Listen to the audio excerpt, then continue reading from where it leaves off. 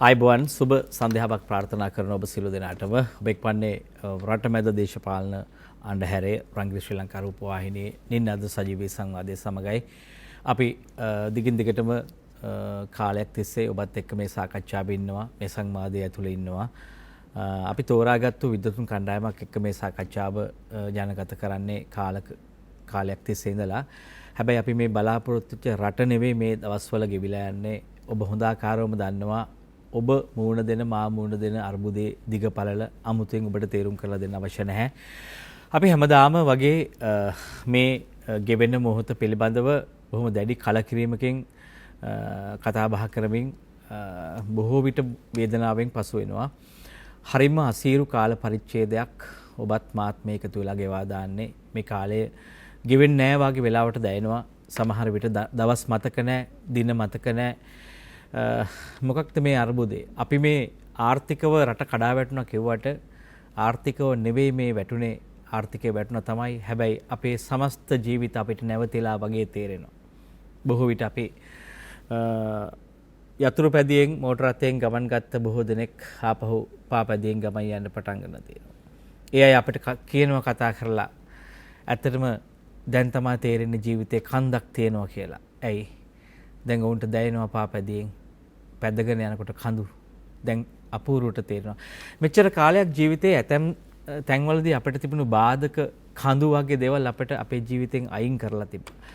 අපේ ජීවිතය ඉස්සරහට ගෙනියන්න ඕනේ, තරණය කරන්න ඕනේ කියන කාරණා අපෙන් බැහැර කරලා තිබ්බා. හැබැයි අපි හැමදාම දකින්නේ මේ අර්බුදය යම් අවස්ථාවකදී අපේ ජීවිතවලට වසන්තයක් බවට පත් කරගන්න පුළුවන් හැරවුමක් අපිට හොයාගන්න පුළුවන්ද කියලා. ඒ නිසා නිතරම අපි දකින්නේ නැහැ මේක විනාශයක්ම කියන කාරණේදී. හැබැයි අපි මේ අන්නතුර ඇතුලේ මේ අර්බුදයේ ඇතුලෙන් ආලෝකය හොයන්න පටන් ගන්න තියෙනවා. ඒ ආලෝකයේ ඇතුලෙන් අපි ආපහු හොඳ යහපත් රටක් තිබුණු රටට වඩා හොඳ රටක් අපි තිබුණු තත්ත්වයන් පිළිබඳව සෑහීමකටපත් උන්නේ ඓතිහාසිකව. අපි සාකච්ඡා කරමින් හිටියේ අපි ගෙවපු ජීවිතය නෙවෙයි අපි මේ යාලි ඉල්ලා සිටින්නේ. ඒ නිසා අපිට අලුත් ජීවිතයක් අලුත් රටක් හදාගන්න ඕනේ නිසා අපි ඔබ බලන්න කොහොම හරි දුෂ්කරතා මැද්දේ එනවා. ඒ ගමනේ තමයි මේ අද දවසේත් ඔබ බලන්න ආවේ නිනාද සජීවී සංවාදය. ඒ කියන්නේ අපි ඔබට කිව්වේ මේ අර්බුදේ අපි මගහරිනවා නෙවෙයි. මේ අර්බුදයේ ඇතුලේ අපි හුස්ම ගන්නවා. අපේ පපුවත් ඔබේ පපුව වගේමයි. එක විදිහට ගැහෙන්නේ. අපිට එහෙම වෙනසක් නැහැ. හැබැයි අපි ඔබත් අපේ ජීවිතය ඉස්සරහට ගෙනියන්න නම් අපේ අර්ගලේ අපේ මෙහෙවර තමයි මේ කාරණය නිවැරදිව සමාජයට අවබෝධ කරලා දෙන එක. මේ අර්බුදය නිවැරදිව තේරුම් ගැනීමට මිනිස්සුන්ට පාලමක් හදලා දෙන එක. ඒක තවත් ඇහැකින් ඔබට තේරුම් ගන්නට උදව් වෙන එක තමයි අපේ මාධ්‍ය වගකීම. ඒ නිසා අපි මාධ්‍යකරුවෝ හැටියට නිතරම ඔබව පරිස්සම් කරන ඔබට ආදරෙයි. ඔබ හදිසි අනතුරු වලට රට ලක් වෙනවා නම් ඔබ ලක් වෙනවා නම් අපි එකකින් ගලව ගන්න අපිට පූර්ව දැනුම් දීමක් පූර්ව ඥානයක් අපිට ලබා ගන්න පුළුවන්. ඒ නිසා අපි නිතරම කරන්න උත්සාහ කරනවා රට මූණ දීමට නියමිත අප මූණ දීමට නියමිත අනාගත ඉතා භයානක තත්වයන් කලින් හඳුනා ගන්න. ඒකට ඒ හඳුනා ගැනීමෙන් පසුව තමයි අපිට ඒ වගේන් ගැලවෙන්න පුළුවන් වෙන්නේ. ඒ නිසා අපි අද දවසෙත් නිනාද සජීවී සංවාදයේ ඇතුලේ ඓතිහාසිකව ටිකක් වැදගත් වන කතාවකට අද අවස්ථාව වෙන් කළේ.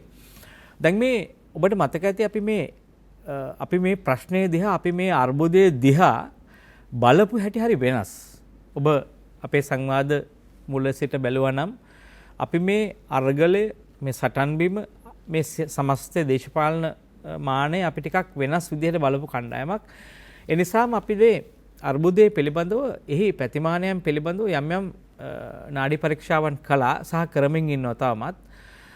මේ සම්බන්ධව මෑත කාලයේදී රටට සිදුවීමට නියමිතයයි කියවෙන භයානක අනතුරක් මහා මාරකයක් තිබෙනවාය කියලා බොහෝ විද්වතුන් කණ්ඩායමක් කල්පනා කරමින් සහ කතා කරමින් සාකච්ඡා කරමින් ඉඳලා ලොකු හෙළිදරව්වක් කරන්න යනවා. එනිසා අපි හිතුවා රංගින ශ්‍රී ලංකා රූපවාහිනියේ මේ හෙළිදරව් දිහාට අපේ අවධානය යොමු කළොත් හොඳයි කියලා. මොකද අපි හැමදාම දේශපාලනිකව වෙන විදිහකට මේ සමාජ දේහය පරීක්ෂා කළේ. ඒ නිසා අපි මේ මාසේ ජූලි 25 ශ්‍රී ලංකාවට මේ ඔබට මට මාරකයක් තිබේද? ඔවුන් කියන්නේ මාරකයක් තියෙනවා කියලා. ගැලවෙන්න බැරි අපි සියල්ලගේම ඉරණම වෙනස් කරන මාර්ගයක් මේ එන 25 වෙනිදා එනවාය. මේම මාර්ගය පිළිබඳව මහා විද්වත් හෙළිදරව්වක් කරන්න බලාපොරොත්තු වෙනවා. ඒ නිසා මේ පිළිබඳව දීර්ඝ කාලයක් තිස්සේ මේ එහි නෛතික පසුබිම නීතිමය පසුබිම ජාත්‍යන්තර ණය ගනුදෙනුවේ සැබෑ මුහුණුවරයන් පිළිබඳව ඊටාම ගැඹුරින් අධ්‍යයනය කළපු විද්වතෙකුට ආරාධනා කරා. එතුමන් නීතිඥ කපිල ගමගේ ජූලි 25 මාර්කයක් තිබේද විද්වත් හෙළිදරව්ව බොහොම ආදරෙන් පිළිගන්නවා රටමැදට කපිල ගමගේ මහත්මයා ආයිබෝන්. ඒත් එක්කම මේ නෛතික පසුබිම වගේම මේ දේශපාලන මානය පිළිබඳව කතා කරන්නට ඒක ඊටාම නිවැරදි දෘෂ්ටියකින් විනිශ්චය කරන්නට ඒ පැහැදිලිව විභාග කරලා දෙන්නට අපි ඇතරම මේ සාකච්ඡාව මණ්ඩපයේ හිටපු මේ පිළිබඳව ඊටාම විශිෂ්ටයෙක් තමයි වෛද්‍ය වසන්ත බණ්ඩාර මහත්මයා. එතුමාගේ කියවීම හරි පුළුල්. ඒ නිසා අපි අද දවසේත් මම පෞද්ගලිකව එතුමාට ආරාධනා කරා. එතුමා කොහොම හරි මේ සාකච්ඡාවට අපි ගෙන්න ගන්න ඕනේ කියලා. මොකද මේක මේ දේශපාලන කතාව හරි වැදගත්. රටක් මේ යෑමේදී ඇතරම මේ ආර්ථික විතරක් මේ යන්නේ නැහැ. ඒ දේශපාලනිකව මේ යෑම සහ ඒ අතර සම්බන්ධයක් තියෙනවා. ඒක මනාව තේරුම් ගැනීම අවශ්‍යයි මේ වෙලාවේ. මොකද අපි මහා අරගල සටන් බිමක ඉන්නේ. වසන්ත බණ්ඩාර මහත්මයා ඔබ අද දවසෙත් පිළිගන්නවා අයිබෝන් කියලා. ඇතරම මේ සමහර අය මේ අර්බුදයේ ඇතුලේ විවිධ බියවැද්දවීම් උසිගැන්වීම් කරන වෙලාවක් මේක. ඒ නිසා අපි ටිකක් ඔබටත් රටටත් තාම ආදරය නිසා කියන්නේ මේවා හරියට ලියා ගන්න අවශ්‍යයි. එහෙම නැති වුණොත් අපි තව අවුලෙන් අර්බුදයෙන් අර්බුදයකට ගමන් කරන්න ඉඩ තියෙනවා. ඒ නිසා මේ මම පළමුවෙන්ම අහන්නේ නීතිඥ කපිල ගමගේ මහත්මයා දැන් මේ ඔබතුමන්ලා මේ මහා හෙළිදරව්වක් කරන්න යනවා රටටම මේ ජූලි 25 මහා මාර්කයක් වෙනවා මේ ශ්‍රී ලංකාවට කියලා. මේක හරියට මේ බැලු බැලමට මේ ජ්‍යොතිෂ්‍ය වේදියෙක් අර රටකට කරන කතාවක් වගේ තමයි මේ එක පැත්තකින් බලනකොට. මොකක්ද ඇත්තට මේක ඇත්තක්ද බොරුවක්ද මේක පදනම පසුබිම මොකක්ද ඔබතුමාලා මෙහෙම කියන්නේ? එතනින් සාකච්ඡාවට එමු කියලා මම යෝජනා කරනවා. අපි අතර මේක මාරකයක් තමයි. මේක මාරකයක් කියලා අපි සාමාන්‍ය ජීවිතේ අදහස් කරන්නේ කෙනෙකුට මොනවා හරි ඔහුගේ ග්‍රහ බලපෑම උඩ එක්තරා දවසක් පන්න ගන්න බැරි වෙනවා. ඒ පන්න ගන්න බැරි වෙලා ඔහු මිය යනවා. මිය යනවා කියන්නේ ඔහුගේ පැවැත්ම අහෝසි වෙනවා කියන එක. එතකොට දැන් මේ ජූලි 25 අපි හඳුන ගන්නවා මේ රටේ ශ්‍රී ලංකාව කියන රටේ පැවැත්ම අහෝසි වෙන්න නියමිත දවසක්. ඒ පැවැත්ම අහෝසි වෙන්න නියමිත යම් ණය ගනුදෙනු පිළිබඳ උගුලක ප්‍රතිඵලයක් විදියට. එතකොට මේ පැවැත්ම අහෝසි වීමක් නෙමෙයි අත්‍තරම ගත්තොත් මේ පැවැත්ම අහෝසි කරන්නයි යන්නේ. මේක කාලයක් තිස්සේ සැලසුම් කරලා කාලයක් තිස්සේ අටවපු උගුලක් මගින් තමයි මේ මාරකය එළඹෙන්නට නියමිතව තියෙන්නේ. ඒතර මේ මාරකය පන්න ගන්න පුළුවන්. දැන් අපි දන්නවා සාමාන්‍ය ජීවිතයේ එළඹෙන මාරක වුණත් සමහරලාට බෝධි පූජා කරලා සමහරලාට වත් පිළිවෙත් කරලා එහෙම ඒකට එරෙහිව යම් ක්‍රියාමාර්ග ගනිමින් සමහර මාරක පන්නගත්තු අවස්ථා තියෙනවා. හැබැයි දැන් මේ මාරකයත් අපිට පන්න ගන්න පුළුවන්. පන්න ගන්න නම් අපි ඉස්සෙල්ලම කරන්න ඕනේ මාරකයක් තියෙනවා කියලා දැනගන්න ඕනේ. ඒක කොයි වගේ මාරකයක්ද කියලා හඳුනා ගන්න ඕනේ. ඒ වගේම ඒ මාරකය පන්න ගන්න අපි මොකද්ද කරන්න ඕන කියන එක අපි හඳුනා ගන්න ඕනේ. ඔක්කොටමත් ඉස්සෙල්ලා ඔබට ස්තුතිවන්ත වෙනවා මේ අවස්ථාව අපිට ලබා දීම ගැන මේ මාරකය ගැන හෙළිදරව් කරන්න. මොකද මාරකයක් තියෙනවා කියන එක සහ මොන මාරකයක්ද කියන එක පැහැදිලි කරගත්තොත් විතරයි මේ මාරකය පන්න ගන්න ඕන කියන හැඟීම රටක් විදියට අපි ගත්තොත් විතරයි මාර්කෙන් පන්න ගන්න අපිට අවස්ථාව ලැබෙන්නේ. ඔව් දැන් ඒ කතාවෙන් අපි සෑහීමකටපත් වෙන්නේ නැහැ කියමුකෝ. මම තව පාරක් ඔබගෙන් විමසනවා. දැන් මේ සාමාන්‍ය මේ වෙලාවේ අපි කියන දෙයක් වළංගු වෙන්න ඕනේ.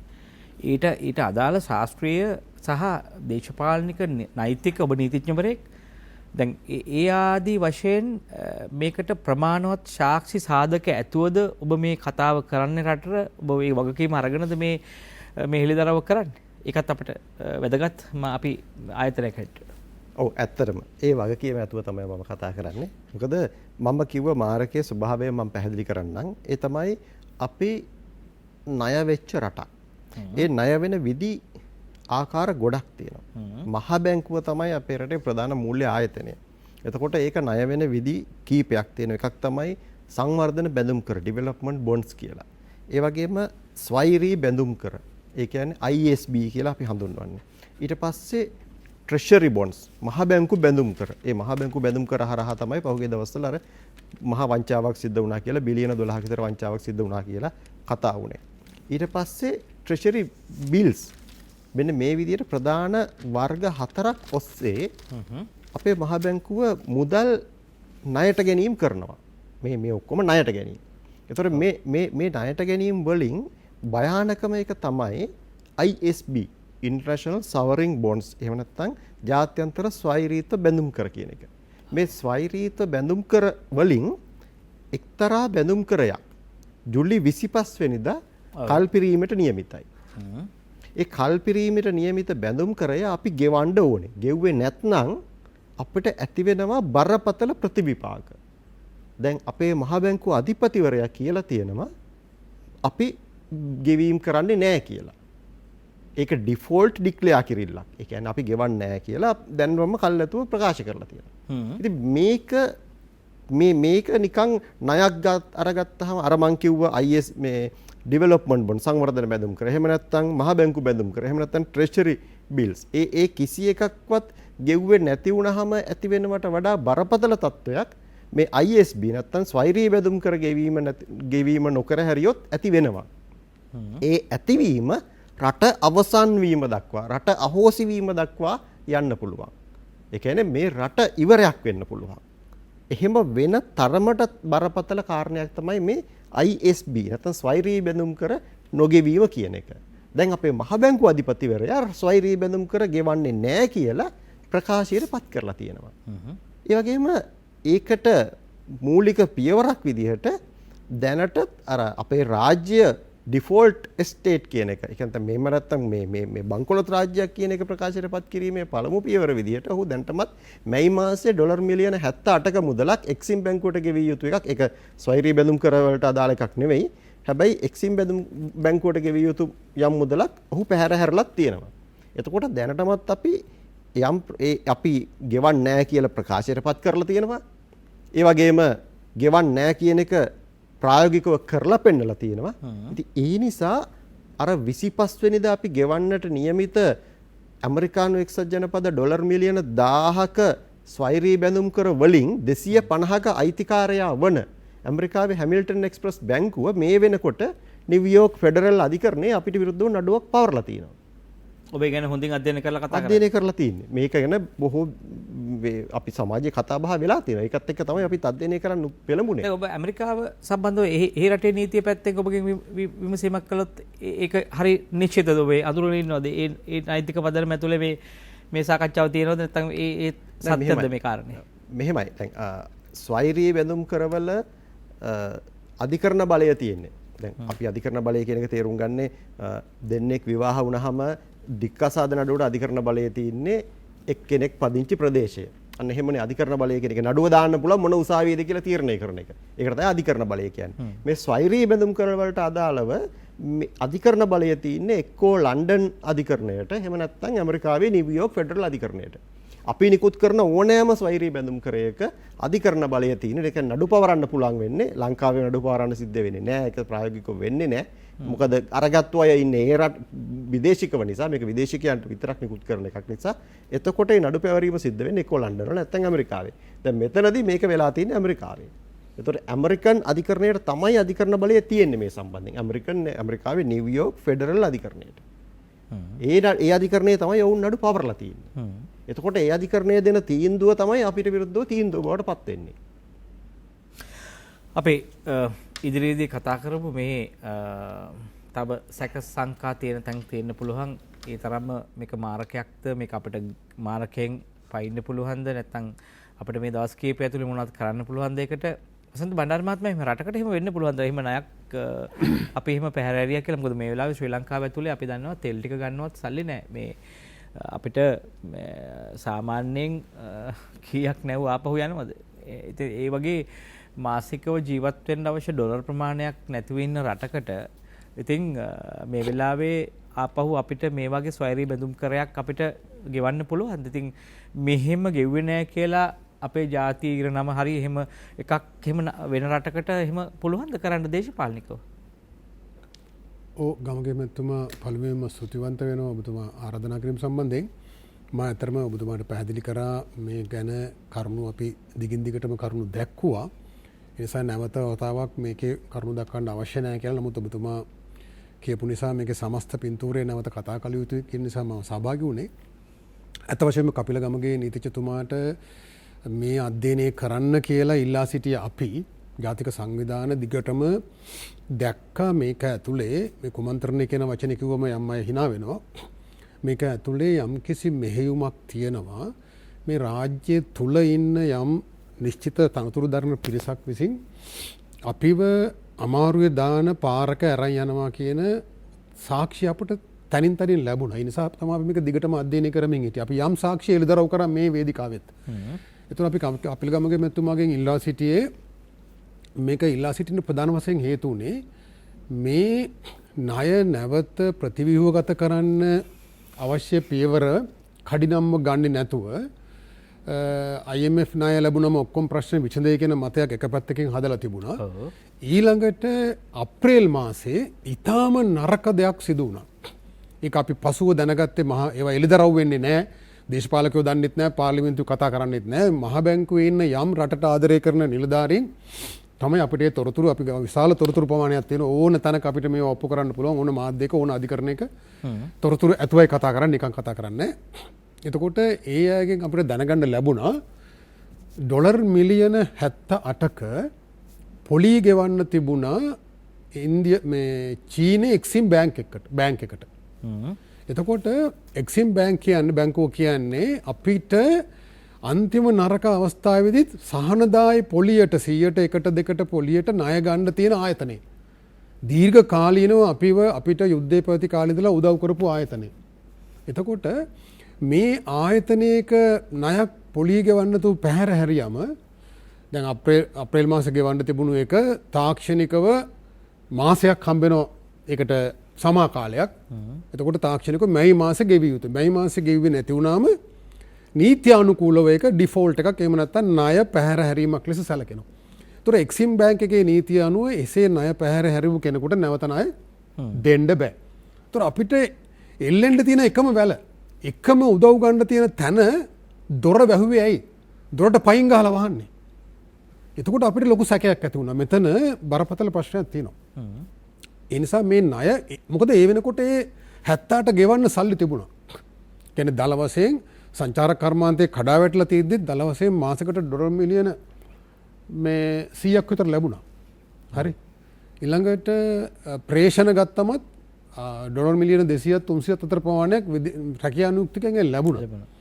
ඒතර ඊළඟට අපි ස්වැප්ස් කියලා අපි හුමාරු වශයෙන් ගත්ත ඒවා තිබුණා. ඒවා නැවත ගැනීමේ සාකච්ඡා කළ හැකියාව තිබුණා. ඒ නිසා ගෙවීමේ හැකියාව තිබියදී චීනේ එක්සිම් බැංක් එක වගේ අපිට ණය ගන්න තියෙන අපිට උදව් ගන්න තියෙන ප්‍රධාන පෙළේ බැංකුවක් ඉදිරියේ අපි බංකොලොත් කියලා වෙන්න ඉඩ හැරියේ. අනික ගමතුමා ඒ තීන්දුව බරපතල තීන්දුවන්නේ. ඒ කියන්නේ රට බංකොලොත් කියලා ජාත්‍යන්තරව පෙන්වන අවස්ථාවක් ඒක. එතකොට ඒක ගන්න කැබිනට් එකෙන් යම් දැනුම් දීමක් කරාද? මුදල් පනතේ යටතේ මුදල් පනතේ මට මතක විදිහට 62 වගන්තිය අනුව 62 වගන්තිය අනුව මේ නිලධාරීන් බැඳී සිටිනවා මහ බැංකුවේ මේ සම්බන්ධයෙන් මූල්‍ය මණ්ඩලයටත් අමාත්‍යවරයාටත් මුදල් අමාත්‍යවරයාටත් දැනුම් දෙන්න මේ වගේ අනුතුරුදායක තත්ත්වයක් තියෙනවා කියලා. අපි සොයා බැලුවා. එimhe දැනුම් දීලා තියෙනවා ඒගොල්ලන්ට කියන්න පුළුවන් නිදහසට කාරණා හැටියට අනාගතයේ දවසක අපි අධිකරණයට යන්නත් අපි කල්පනා කරමින් ඉන්නවා මේ කරපු විනාශය ගැන සම්බන්ධයෙන්. එතකොට ඒ අය එහෙම දැනුම් දීලා නැහැ. අමාත්‍ය මණ්ඩලයේ මෙවන්නක් රට බංකොලොත් කියලා ප්‍රසිද්ධියේ කිව යුතුයි මහ බැංකුව අධිපති සහ බාණ්ඩාගාර ලේකම් එසේ ප්‍රකාශයට පත් කළ යුතුයි කියලා එහෙම තීන්දුවක් අරගෙන නැහැ අපි දන්න තරමින්. පාර්ලිමේන්තුවේ එහෙම සාකච්ඡාවක් වෙලා නැහැ. ඒතොර එහෙම තිබියදී තනි හිතුවක්කාර තීන්දුවක් අරගෙන මූල්‍ය මණ්ඩලෙත් එහෙම තීන්දුවක් ගත බවක් අපි දන්නේ නැහැ. බැංකු නිලධාරීන් කියනවා එහෙම ඔවුන්ට දැනගන්න නැහැ කියලා. මූල්‍ය මණ්ඩලයේ අවසරයක් මේකට ලැබුණා කියලා. සමහරට ලැබිලා තියෙනවා වෙන්න පුළුවන්. කෙසේ නමුත් එතකොට මේ රට අමාරුවේ දාන රටේ කීර්ති නාමයේ විනාශ කරන රට බංකොලොත් කියලා චීනේ එක්සිම් බැංකුවේ අපිට ණය ගන්න තියෙන දොරට පයින් ගහලා දොර වැහුවේ ඇයි? ඒක දැනුම්වත් කුමන්ත්‍රණයක් කියලා තමයි අපි විශ්වාස කරන්නේ. එතකොට අපිට සැකයක් තිබුණා ඊළඟට ISB කියන එක භයානකම කාටද චෝදනාව කරන්නේ ඇත්තටම? මේකට වාක්‍යයන්තර මහ බැංකුවේ අධිපතිවරයා සහ බාණ්ඩාගාරයේ ලේකම්වරයා. බණ්ඩාගාරේ ලේකම්වරයා. එතකොට තව ඉස්සරහට කතා කරමු. මොකද ඔවුන් දෙදෙනා තමයි මේක ප්‍රකාශයටපත් කරේ. රට බංකොලොත් කියන ප්‍රකාශය කළේ ඒක රටේ ජනාධිපති. ඒක නිකන් යුද්ධය ප්‍රකාශ කරනවා වගේ එකක්. යුද්ධය සහ සාමය ප්‍රකාශ කරනවා වගේ බරපතල ප්‍රකාශයක්. ණය හිමියට කියනවා අපි ගමගේ මැතිතුමා අපි ණයක් ගන්නවා හිතන්නකෝ ගෙදර උගස් තියලා කියලා.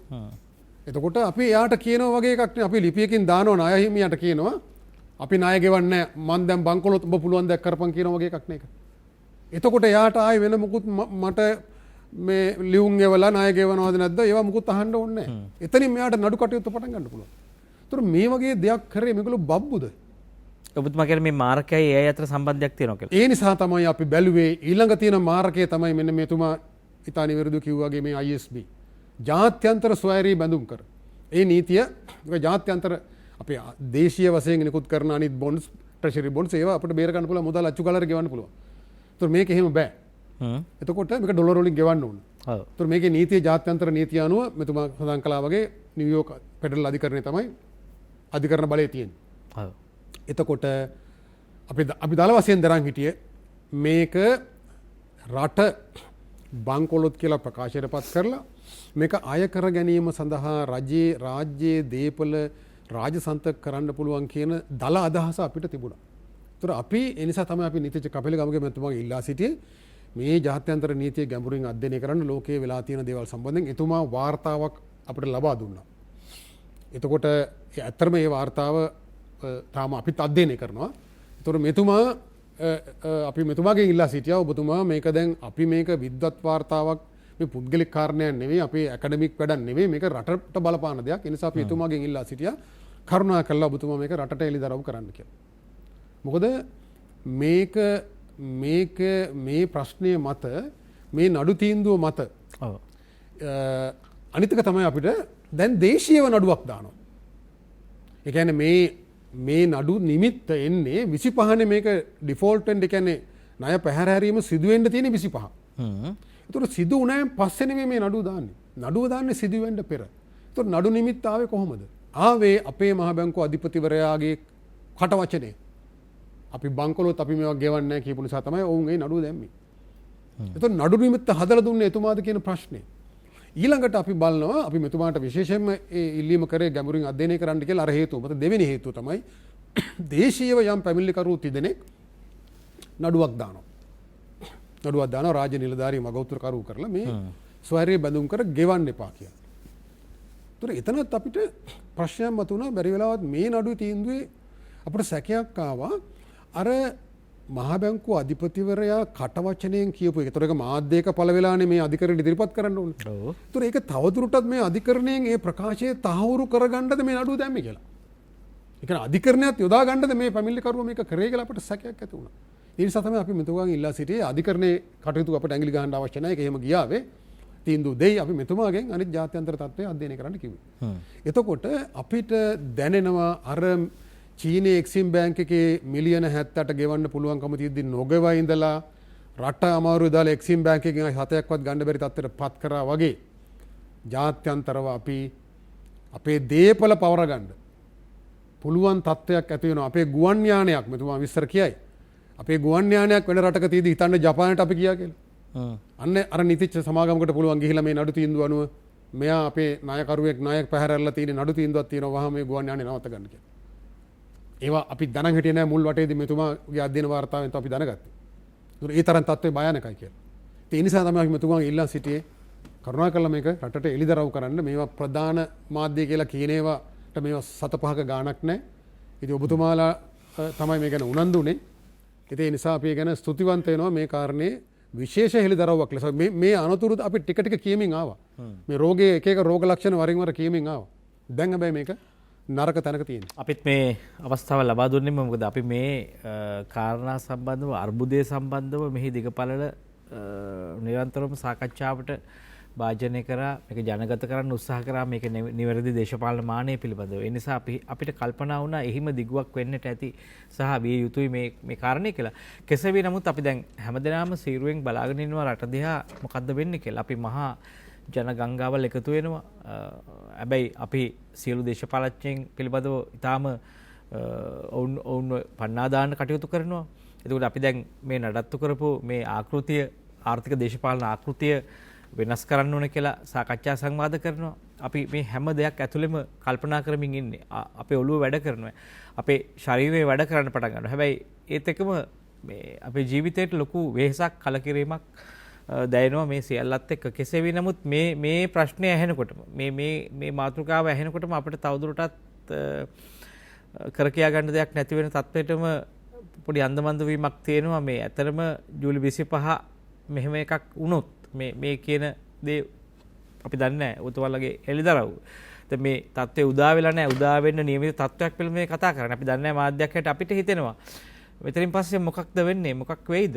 අපිට භූගෝලීය වශයෙන් නැත්නම් රටක් හැටියට අපිට තියෙන මේ ස්වෛරී භාවයේ නිදහස තවදුරටත් නැති වේද? ඒතකොට දැන් අපි දැක්කා මේ තරුණයෝ සහ අනිත් කණ්ඩායම් මේ වෙලාවේ රොද බඳින්නේ නව නිදහස් සටනක්. ආපහු නිදහස් අරගලයක් අවශ්‍යයි කියලා. ඒතකොට දැන් මේවා කොහොමද දිශාගත කරලා මේ රට ආපහු මේ අනතුරෙන් ගලව ගන්න? මේවා සම්බන්ධව මහා රික්තකයක් තියෙනවා. බොහෝ හිස්තැන් තියෙනවා. මේකට සංවාදයක් වගේ වැඩපිළිවෙලක් අවශ්‍යයි. අපි කතා කරමු. ඔබ එක්වන්නේ නිනද සජීවී සංවාදයේ සමගයි. අපි ජූලි 25 මාර්කයක් තිබේද? විද්වත් හෙළිදරව් සමගයි අද ඉන්නේ. අපි යනවා විරාමයට රැඳෙන්න අප සමග. නැවතත් නිනද සජීවී සංවාදයේ සමගයි මේ එක්වන්නේ. අපි බොහොම ආදරයෙන් ඔබට ආරාධනා කර සිටිනවා මේ කාරණය සම්බන්ධව අලුත් මානයකින් බලන්න මේ දිහා පොඩ්ඩක් අවදියෙන් ඉන්න කියන කාරණේ. ඒත් එක්කම වෙනදට වඩා අපි ඔබට යෝජනා කරන්නේ අපි ගොඩාක් ඔබට ආදරේ. ඔබට වගේම රටටත් අපි ආදරේ. ඒ නිසා මේ රට අපිට අවශ්‍යයි. ඔබටත් අවශ්‍යයි. අපිට ඒ වගේම අපේ ජීවිතෙත් අවශ්‍යයි.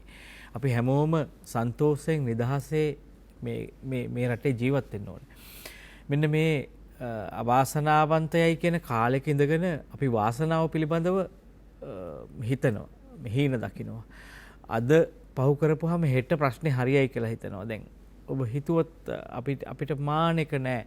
ආපහු තෙල් ටිකක් ලැබෙන කාල පරිච්ඡේදයක්. අපිට පේන තෙක් මානෙක නැහැ මේ අරමුණක් පාවෙනවා අපි හැමෝම.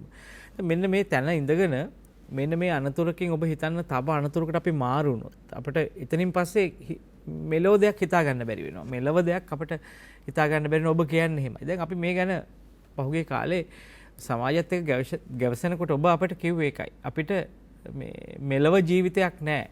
ඇත්ත. හැබැයි අපිට ජීවිතේ මෙලව වශයෙන් දිනන්නට අපිට යම් අරගලයක් තියෙනවා. සටනක් තියෙනවා. දේශපාලන සටන ඓතිහාසිකව අපිට බාර දීපු එකක්. ඒ නිසා අපි නිවැරදිව ඒක නොකළොත් සමහරට අපි ඓතිහාසිකව අපි නිවැරදි තීන්දුව ගත්තේ නැති නිසා අපි මේ දුක් විඳිනවා වෙන්නට පුළුවන්. ඒක ඔබ දැන් තේරුම් ගන්න ඉන්නවා. ඒ නිසා අපි මෙතනින් පසුවත් අපි ඉතිහාසයේ ගත්ත තීන්දුව ගැන පසුතැවෙනවා නම් ඉතිහාසයේ ගත්තා වෙන තීන්දුව අපි අනාගතයේ නොගත යුතුයි කියලා අපි විශ්වාස කරනවා. ඒ නිසා අපි ටිකක් අලුත් වෙමින් අලුත් රටක් හදන්නට හීන දකින්න පාරමිතා පුරන කණ්ඩායමක් හැට අපි බොහොම ආදරෙන් ඔබට ආරාධනා කර සිටින ඉවසීමෙන් මේ කාලේ බොහොම සංසුන්ව ගෙවා දාන්න කටයුතු කරන්න. අරගලයත් අතිශය වැදගත්. ඒකත් අපි තාම අවිහිංසාවාදීව පෙරට ගෙන යා යුතුයි. නමුත් දැන් මේ අද කතාවේදී ටිකක් වෙනස් වූ මානයක් ඔබට දැනේවි. දැන් මේ කතාව ඒ තරම් සමහරට ගෝචර නැති වෙන්න පුළුවන්. අපි වැඩිලා තියෙන්නේ වෙන වාද විවාද එක්ක. හැබැයි මේ ජූලි 25 මේ මාරකය ඇතුලේ තියෙන්නේ ආපහු ජාත්‍යන්තර ණය ගනුදෙනුවක් ඇතුලේ අපිව උගුලකට හසු කර ගැනීමේ මහා ඛේදවාචකයක්. දැන් මේක උණයින් පස්සේ අපි තත්වය විභාග කරලා වැඩකුත් නැහැ කපිල මහත්මයා. දැන් ඔබට ඔයින් කරන ඉල්ලීම. දැන් ඔබ මේ සම්බන්ධව සාධාරණේ දැන් ඔබ මේ සම්බන්ධව නිශ්චිතව නිවැරදිව තොරතුරු එළිදරව් කරන්න නම් මේක මහ එළිදරව්වක් හැටියට ඔබතුමාලා මේක කරන්නේ. මේ ජාත්‍යන්තර ණය ගනුදෙනුවේ සම්බන්ධව අපිට මේ ඉතිහාසයක් තියෙනවානේ. සහ මේවැනි තත්වයන් තව වෙලා තියෙනවද කියලා බලන්න ඕනේ අපි. මේ අපිට විතරක් එකපාරට මේ රට මෙහෙම අහෝසි වෙනවා රට ගොදුරකට මාර්කයකට යනවා කියලා කියන්න බෑනේ. මේ වගේ සත්‍ය අසත්‍යතාවය පිළිබඳව අපිට විනිශ්චය කරන්න වෙනවනේ. ඒ සම්බන්ධව ප්‍රමාණවත් ඓතිහාසිකව පෙළගස්සපු සාක්ෂි සාධක තිබේද ඔබට ඉදිරිපත් කරන්න? ඔව් මෙහෙමයි. දැන් මම ওই කාරණේ බොහොම වැදගත්. ඒක තමයි අපි කරපු අධ්‍යයනය. දැන් ජූලි 25 වෙනිදා අපිට දැනට නඩුවක් දාලා තියෙනවා ඇමරිකාවේ නිව්යෝක් අධිකරණයේ. එතකොට මේ නඩුවෙන් දැනට තීන්දුවක් මුකුත් ඉල්ලලා නැහැ. ඔව්. සරලව ඉල්ලලා තියෙන්නේ යාලට අය වෙන්න ඕන මුදල සහ ඒකේ පොලිය ඒගොල්ලන්ට ගෙවන්න කියලා විතරයි. හැබැයි තාම එහෙම නොගෙවා ඇරලා නැහැ. නොගෙවා අරින දවස තමයි 25. නොගෙවනවා නම් දැන් මහ බැංකුව අධිපතිවරයා ගෙවන්නේ නැහැ කියලා ගෙවන්න බෑ කියලා තියෙනවා. ඒ කිව්ව නිසා තමයි මේගොල්ලන්ට එතකොට ආයන්ත්‍රවාසී වේව ඉන්න දෙයක් නැහැ. ඒ කිව්ව නිසා ඔන්න අපි නඩු දැන් ඒගොල්ලෝ නඩු දාලා තියෙනවා. දැන් 25 වෙනිදා වෙනකන් දෙගොල්ලන්ටම බලන් ඉන්න වෙනවා. 25 වෙනිදා මහ බැංකුව අධිපතිවරයා කිව්ව විදිහටම මේක ගෙව්වේ නැත්තම් අන්න එතකොට තමයි මේ නඩුවේ හරිම තීන්දුව එන්නේ. ගෙව්වේ නැති වුණාම මේක අය කර ගැනීම සඳහා මෙන්න මේ දේවල් අපිට ලබා දෙන්න නැත්නම් මෙන්න මේ සහන අපිට ලබා දෙන්න කියලා මේ අයවී යුතු අයට මේ නඩුවේ නම් මේ හැමිල්ටන් රිසර්ව් බැංක් කියන බැංකුවට පුළුවන් වෙනවා මෙන්න මේ සහන අපිට ලබා දෙන්න කියලා ඉල්ලන්න. ඒතර ඒක නියමිතයි 25 වෙනි වෙනකන් ඔවුන් ඉවසන්න ඕනේ. මොකද අපි තාම මේක ඩිෆෝල්ට් කරලා නැහැ. ඩිෆෝල්ට් කරනවා කියලා විතරයි. ඩිෆෝල්ට් කරන්නේ 25 මේක අපි ගෙව්වේ නැත්තම්.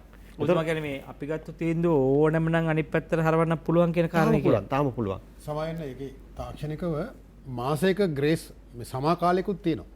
ඒ කියන්නේ අධිකරණයට දැනුම් දෙන්න පුළුවන් මේ මාසය ඇතුළත අපි ගෙවන්නම් කියලා ලංකාවට ඕන නම් ඒක එහෙම උත්තරයක් මේ වෙනකොට මහ බැංකුව විසින් දීලත් නැහැ. නෑ එහෙම වෙලා නැහැ. මෙතුමා ISB වල ගොඩක් වෙලාවට එහෙම ISB ටිකක් තදයි ISB එකේ ලෝ එක. මොකද ඒකත් එක්ක එහෙම මේ සාකච්ඡා කරන්න තියෙන අවස්ථාව බොහොම අඩුයි. දැන් මම කියාගෙන ආවේ මේක 25 වෙනිදාට අපි ගෙව්වේ නැත්නම් තමයි මේ නඩුවේ ඊළඟ තීන්දුව එන්නේ. ඔව්. හරියට. එතකොට මෙහෙම ගෙවලා නැතුව ඔබ කලින් මගෙන් ඇහුවා තව අනිත් රටවල් වලට මෙහෙම දේවල් වෙලා තියෙනවද කියලා ගෙවලා නැතුව මේ ඩිෆෝල්ට් එක වෙලා ISB ඩිෆෝල්ට් කරපු අවස්ථාවල් තියෙනවා. සරලව ඇහුවොත් මේ බැංකුවකට ණයක් ගෙව්වේ නැත්තම් මගේ ඉඩම වෙන්දේසි වෙනවා නම් මම බලනවානේ මේ කලින් ඒ බැංකුවට ණය ගත්ත කට්ටියගෙත් එහෙම ඉඩම් වෙන්දේසි වෙලා තියෙනවද කියලා. ඔව් ඒක තමයි. සාමාන්‍ය තේරුම් ගැනීමට මම විමසුවේ. ඔව් මම උදාහරණ කීපයක් අධ්‍යයනය කළා. එකක් තමයි ලිබරා බැංක් නඩුව. ඒකේ මේ ලිබරා බැංක් කියන බැංකුව මේ වගේම ISB ඩිෆෝල්ට් එකකදී නඩුවක් දානවා. Tamanට මේක දෙන්න කියලා. ඊට පස්සේ ඒ රටේ බැංකුවල තියෙන වත්කම් මේ අත්පත් කරගන්න පුළුවන් විදිහේ තීන්දුවක් ඒ බැංකුවට ලැබෙනවා. ඒ වගේම තවදුරටත් ඒ රටට ණය ලබා ගැනීම නතර කරන ඒ රටට ණය ලබා ගන්න බැරි වෙන විදිහේ පසුබිමක් සකස් කරනවා ඒ නොගෙවා හැරීම නිසා. ඒක උදාහරණයක්. ඊට පස්සේ පැනමා රාජ්‍ය අලුත් බැඳුම් කර නිකුත් කිරීම සම්පූර්ණයෙන්ම වළක්වනවා. දැන් මේකට ආයි ගොඩ එන්න නම් මේක ගෙවන්න ආයි අලුත් බැඳුම් කර නිකුත් කිරීමක් කරලා පුළුවන් නේ. එහෙම කරන්න තියෙන අවස්ථාවක් නැති කරනවා. ඒ නැති කරන්නේ එලියට් බැංක් vs පැනමා කියන නඩුවේදී. ඊළඟට බැංක් ඔෆ් ඇමරිකා vs පේරු. පේරු රාජ්‍යයට විරුද්ධව මෙහෙම නඩුවක් දානවා. ඕනෑම බැඳුම් කර නිකුතුවක්. යාත්‍යන්තර බැඳුම් කර විතරක් නෙවෙයි දේශීය බැඳුම් කර හරි නිකුත් කරන එක නතර කරනවා. නතර කිරීමේ නියෝගයක් අර අධිකරණය විසින් දෙනවා අර රාජ්‍යයට විරුද්ධව. ඒ කියන්නේ මේ ගෙවන්න අවස්ථාව ආයි chance එකක් දෙන්න එක બ્લોක් කරනවා. ආයි chance එකක් නොදීම ඉන්නවා. මෙහෙම දැන් අපි හිතමු ඊට පස්සේ මම තව උදාහරණ කියන්නම් එලියට් ඇසෝසියේට්ස් and කෙනත් ඩාට් vs ආජන්ටිනා කියන නඩුවේදී. ආජන්ටිනාව කරපු ඩිෆෝල්ට් එකකදී ආජන්ටිනා නැවතත් මේ බැඳුම් කර නිකුත් කිරීම සම්පූර්ණයෙන් ආජන්ටිනාවට තහනම් කරනවා. තහනම් කරලා ඒ කියන්නේ ඒ ග්ලෝබල් කැපිටල් මාකට් ලෝක මේ ප්‍රාග්ධන වෙළඳ පොලේ කිසිම ගනුදෙනුවක් කරන්න බැරි තත්ත්වයට ඒ රට පහතට පල්ලෙහා දානවා. දාලා ඒ රටට අතපය ගැට ගහලා දානවා. ඊට ග්‍රෙනඩා කියන රට පෝර්ට්ස් ඔතොරිටි එක ඒ රටේ ගුවන් තොටුපොළ මේවා ඔක්කොම අත්පත් කර ගැනීම දක්වා මේ නියෝගයක් ලබා දෙන තැනට මේක යනවා. ඊට පස්සේ ග්‍රීසිය, යුක්‍රේනය, බෙලිස් වගේ රාජ්‍ය ගොඩක් මේ තත්ත්වයටපත් වෙලා කරගන්න දෙයක් නැති තත්ත්වයටපත් වෙනවා. ඒ කියන්නේ ඇත්තටම වෙන්නේ දැන් මේක පැහැර හැරියෙන් පස්සේ එන තීන්දුවෙන් පස්සේ ආයි අතරමැද සමාදාන වලට යන්න තියෙන අවස්ථාවක් ඇති කරනවා. නැති කරන්නේ එතනින් එහාට දේශපාලන වශයෙන් මැදිහත් වෙන්න. එතනින් එහාට මේ හැම රටක්මත් මේ දැන් තියෙනවා තාම නැති වෙලා නැහැ සිටියේ මේ තියෙනවා. හැබැයි මේ රටවල් මේ ඩිෆෝල්ට් එකෙන් පස්සේ මොන විදිහටද මේක සමතයකට පත් කරගත්තේ කියන එක ගැන අපිට තාම අධ්‍යයනයක් කරන්න හම්බුන්නේ නැහැ මේ කලබලේ. හැබැයි ඒක තමයි ඊළඟට අපිට කරන්න සිද්ධ වෙන අධ්‍යයනය. ඒ අධ්‍යයනය පැහැදිලිවම මේ ඇමරිකාව විසින් කරන දේශපාලන මැදිහත් වීම සහ දැන් උදාහරණයක් ගත්තොත් මොනවා හරි ඩිෆෝල්ට් කරාම ඊට පස්සේ රයිට් ගෙවන්න නැත්නම් තීන්දුව හම්බුනන් පස්සේ අපිට තියෙන්නේ ගිහිල්ලා අත්පත් කරගන්න එකනේ. අන්නේ අත්පත් කර ගැනීම තමයි ඊළඟට තියෙන්නේ. ඒකට තියෙන අනිත් උදාහරණය තමයි ඇමරිකාව නව නීතියක් සකස් කරලා තියෙනවා. සම්මත කරලා නෙමෙයි සකස් කරලා තියෙනවා 2011 දී Judgment Evading Foreign States Accountability Act කියලා. ඒ කියන්නේ මේ වගේ දෙන නඩු තීන්දුව නොසලකා හැරියාම ඒ නඩු තීන්දුව වලට එකඟව කටයුතු නොකරුවාම අන්න ඒ විදේශ රටවල් වලට ඒ වගේ පැවැත්ම ඒ වගේ මූල්‍ය ස්ථායීතාව ඒ දේවල් සම්බන්ධයෙන් කටයුතු කරන්න ඇමරිකානු කොංග්‍රස් මණ්ඩලයට බලය ලැබෙන පනතක්. එතකොට පැහැදිලිනේ මේ කාරණේ. එතකොට මේ තියෙන ආර්ථික කතන්දරේ එතනින් එහාට දේශපාලනික පිම්මක් පනිනවා. ඒ දේශපාලනික පිම්ම විසින් ඒ රටවල් දැන් මේ කියන අපි හිතමු පැනමා රාජ්‍ය, එතකොට පේරු රාජ්‍ය, ආජන්ටිනාව, ග්‍රෙනඩා, බෙලිස්, ග්‍රීසිය වගේ රටවල් වලට ඇමරිකාව මොන දේවල් අරගෙනද දැන් මේක සමාදාන කරගෙන තින්නේ කියන එක අපි දන්නේ නැහැ. ඒක වෙනම අධ්‍යයනය කරන්න ඕන මම කලින් කිව්වා. එතකොට අපටත් අන්න ඒතත් දැන් එහෙම වුණාම අපෙන් ගන්න තියෙන දේවල් මොනවද කියලා අපි හිතුවා. දැන් මේ තියෙන උදාහරණ ටික ගත්තාම අපිට වරායවල් තියෙනවා, ගුවන්තොටුපළවල් තියෙනවා, අපේ බැංකු වල වත්කම් තියෙනවා, රාජ්‍ය බැංකු වල රාජ්‍ය කොටස් තියෙනවා. එතකොට අපේ රජයට අයත් ඉඩම් තමයි වැඩි හරියක් ලංකාවේ තියෙන්නේ. අපිට මහ විශාල සමුද්‍රික කලාපයක් තියෙනවා. එතකොට අපේ වනාන්තරවල කාබන් සංචිතයක් තියෙනවා. මේ හැම දෙයක්ම මේ අය කර ගැනීමට හිලව්වට ගන්න පුළුවන් වෙන තත්යකටපත් වෙනවා. එතකොට මේවා අධිකරණමය නඩු තීන්දුවකින් ගන්න දේවල් මිසක දේශපාලන බලපෑමක් නෙවෙයි. එතකොට ඒකට ඕන කරන දේශපාලන ගනුදෙනුව වෙනම යනවා. අර මං කිව්ව පනත සකස් කිරීමත් එක්ක අන්තිමට අධිකරණ නියෝගයකින් ගන්න ගියාම කාටවත් විරුද්ධ වෙන්න බෑනේ. ඒකයි මම කියන්නේ රට මාරකයක් පනින්නයි යන්නේ කියලා. පැන්නොත් හොඳයි, වලට වැටුනොත් කරන්න දෙයක් නැහැ. ඊට පස්සේ ගොඩ එන්න බැරි නෝ. මොකද අධිකරණ තීන්දුව වලට විරුද්ධව යන්න තැනක් නැහැ. මේවට අභියාචනා කරන්න විදියක් නැහැ. අභියාචනා කරන්න යන්න පව අපිට මුදලක් හොයාගන්න බැරි වෙනවා. අර ඔබ තව එක කතාවක් ඔබ ඇහුවනේ කීයක් නම් නැව ආපහු යනවද කියලා අපිට සල්ලි ගෙවන්න බැරුව.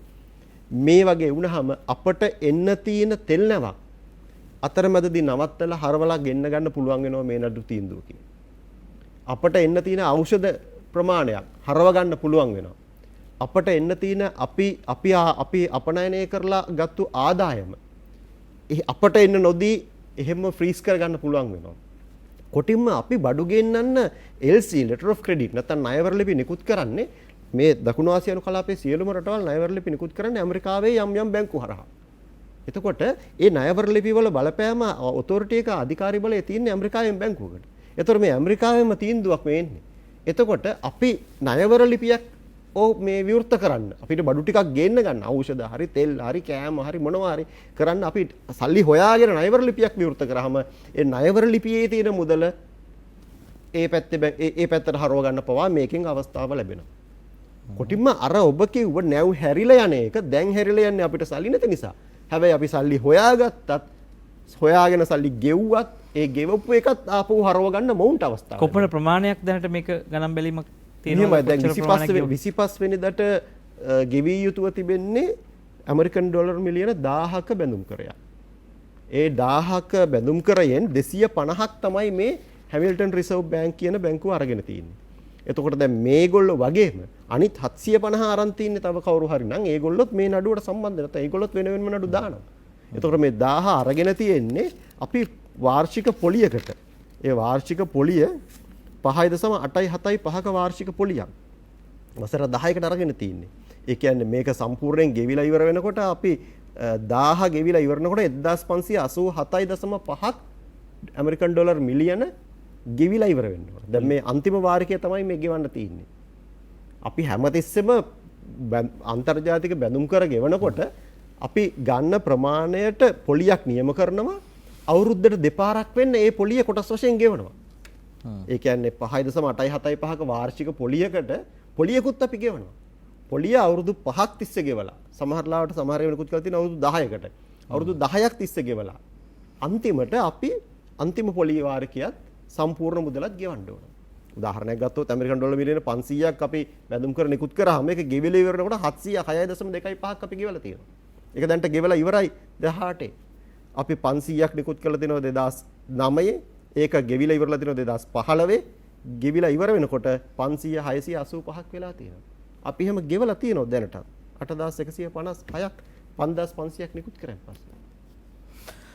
අවසාන මොහොතේ අර්බුදයත් එක්ක රටේ සල්ලි නැතිකම මේ ආර්ථිකව බංකොලොත් වීම හේතු කොටගෙන මේක ගෙවන්නේ නැහැ කියලා දැන් කියනවා නම් වසන්ත බණ්ඩාර මහත්මයා දැන් මේ මාර්කයේ දක්වා ආපු ගමනේ අපි මේක ඇත්තටම මේක නොදැනුවත්ව ආවාද දැනුවත්ව ආවාද කියලා දැන් විභාග කරන්න වෙන කාලේ. ඔබතුමාලා යම් යම් හොඩුවවල් කිව්වා. ඒක දැන් නිශ්චිතව චෝදනාවට ලක් වෙනා ඉන්නවා මේකේ. දැන් ඇත්තටම මේක දැනුවත්ව දැන් ණයක් ගන්නකොට මේක මේ කාලේ ගෙවන්න වෙනවා. මේක ගෙව්වේ නැත්තම් මෙන්න මේ ප්‍රතිඵල අත්විඳින්න වෙනවා කියලා ශ්‍රී ලංකාවේ මේ ආණ්ඩු කරපු අය මේ රාජ්‍ය නිලධාරීන් ඇත්තටම දැනගෙන හිටියේ නැද්ද? විශේෂයෙන් මහ බැංකුවේ මේ කට්ටිය දැනගෙන හිටියේ නැද්ද මේ කාරණේ? ඔතන තමයි ගමගේ මැතිතුමා තියෙන ප්‍රශ්නේ. ඕක ඇත්තටම ඉහළ මට්ටමේ කොමිෂමක් පත් කරලා තමයි මේ සමස්ත ක්‍රියාවලිය අධ්‍යයනය කරන්න ඕන. මේ මහා විනාශයෙන් පසුව හරි ඒක කරන්න වෙනවා. නැවත අපි මේ සෝසෝගත්තෙන් පස්සේ දැන් මේ අද තියෙන මේ අර්බුදේ මේ දේශ විනිමයට අදාළව තියෙන බරපතල අර්බුදේ මේ ආර්ථිකය පුපුරලා යන්නේ. ඒක නේ අවසානයේ දේශපාලන අර්බුදේ මේ තෙල් ටික නැතුව මේ ඩොලර් මිලියන 500ක් මාසෙට තිබ්බනම් ඔය තෙල් පෝලිං වල මරාගන්නේ නැහැනේ. ඒතර මේ අර්බුදේ ප්‍රකාශනයේ බවට පත් වෙලා තියෙන මේ නරකම දේවල් අපි දකින මේ මරා ගැනිලි පොලිසිය එක්ක ගැටුම් මේ ඔක්කොම දකින්නේ මේ මාසෙකට ඩොලර් මිලියන 500ක විතර සොයාගන්න බැරි කම මේ පොලි ගෙවලා තියෙනවා 3500ක් අවුරුදු 5කට. එතකොට මේක ඇති වුණේ කොහොමද? ඒතර මේ මහා බැංකුවට මා කල්ලුත් කියලා තියෙනවා බදෝ ගන්නේ සාමාන්‍ය පෙළ අංක ගණිතයේ අසමත් අයද? භාණ්ඩාගාරයේ උසස් නිලධාරීන් එහෙමද? එතකොට ඔය මූල්‍ය මණ්ඩලයේ ඉන්න අවුරුදු 30 ගාණක් විතර මහා බැංකුවේ වැඩ කරපු කවුද මැතිණිය රාණි ජයමා මහත්මිය සාමාන්‍ය පෙළ අසමත් අංක ගණිතේ. ඒතර මේව සම්බන්ධයෙන් 2015 ඉඳලා දැන් අද ආණ්ඩුවට උපදෙස් දෙන ඔය ඉන්ද්‍රජිත් කුමාරස්වාමි කියන මහත්මයා අපිට දැනගන්න ලැබිලා තියෙනවා. මේ මහත්මයාගේ උපදෙස් පරිදි තමයි නන්දලාල් වීරසිංහ මහ බැංකුව අධිපතිතුමා නැවත ඕස්ට්‍රේලියාව සිට කැඳවලා මේ තනතුර දෙන්නේ. එතකොට මහ බැංකුවේ හිටපු නියෝජ්‍ය අධිපතිවරයෙක් තමයි මහින්ද සිරිවර්ධන කියන භාණ්ඩාගාර ලේකම්වරයා. එතුමන්ලගේ සුදුසුකම් සහ පළපුරුද්ද අපි අභියෝගයට ලක් කරන්නේ නැහැ. ඒ කියන්නේ විවාදයක් නැහැ. එතුමන්ලයි දැන් නන්දලාල් වීරසිංහ මැතිතුමා අවුරුදු 10ක් මහ බැංකුවේ ඉන්නවා. නියෝජ්‍ය දේශ නියෝජ්‍ය අධිපතිවරයෙක් විදිහට. එතකොට මේ නරකම ආකාරයට ස්වෛරී බැඳුම් කර නිකුත් කරා මම කිව්වේ ඔය ඉන්ද්‍රජිත් කුමාරස්වාමි මහත්මයා 9900ක් නිකුත් කරලා තිනවා.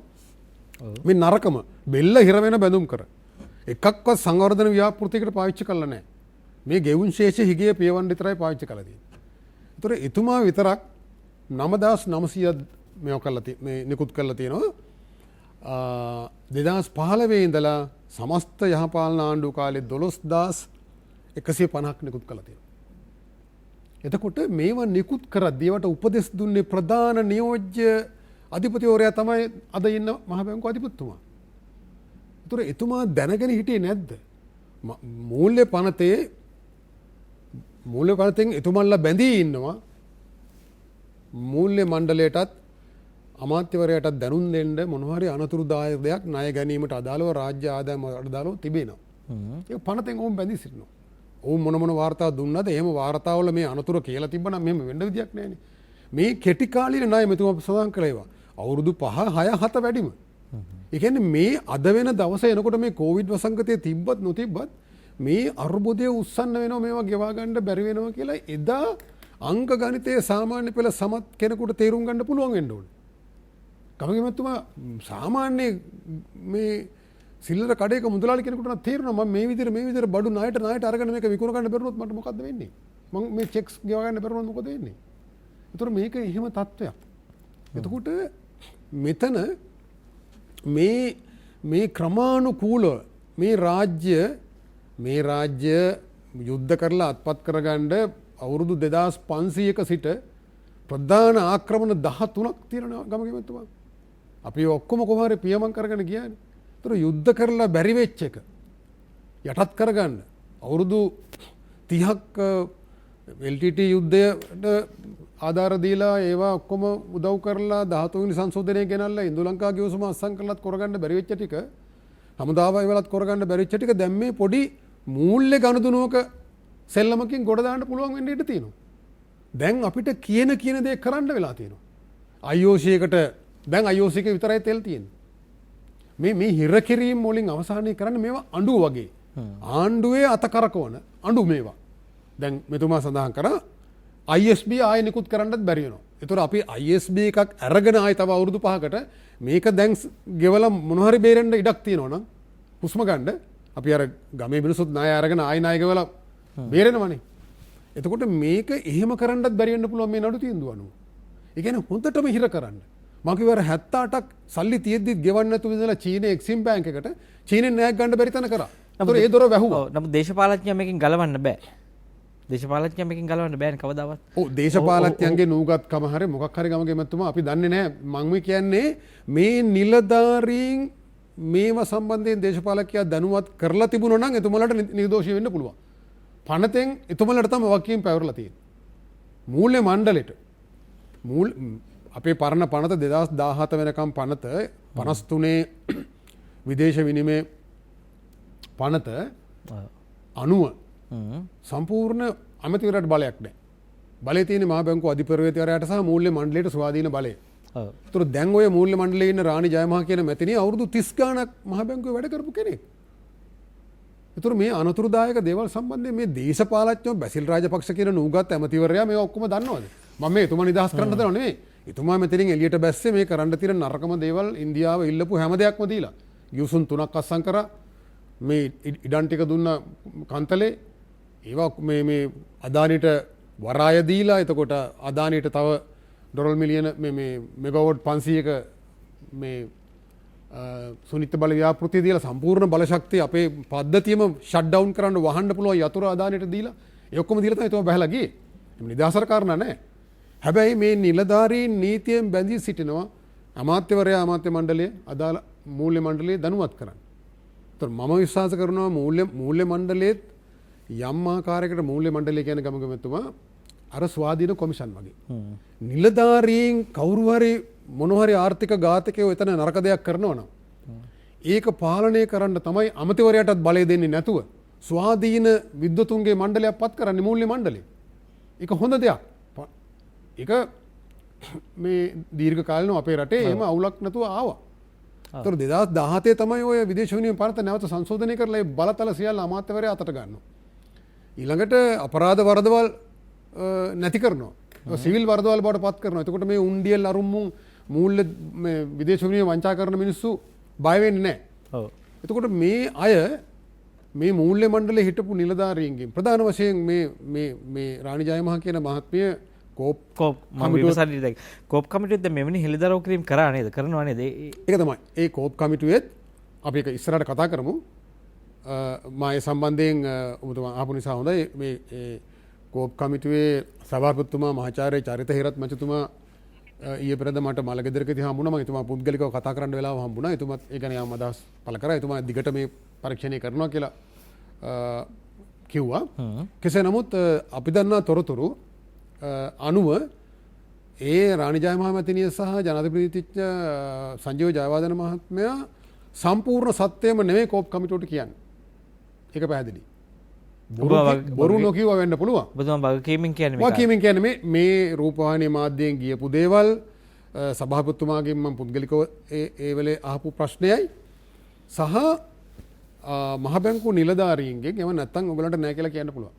මම ඒක ඉස්සරහට කියන්න. අපි කලනුත් දල වශයෙන් එළිදරව් කරා අර මේ මුදල් රුපියලේ අගය පා කරන්න ගත්ත තීන්දුව හදිසියේ ඒ කියන්නේ පා නොකළ යුතුයි කියන මූල්‍ය මණ්ඩලයේ තීන්දුව වෙනස් කරලා දවස් 4ක් ඇතුළත තුන්වෙනිදා ගත්ත තීන්දුව 7 වෙනිදා වෙනස් කරනවා.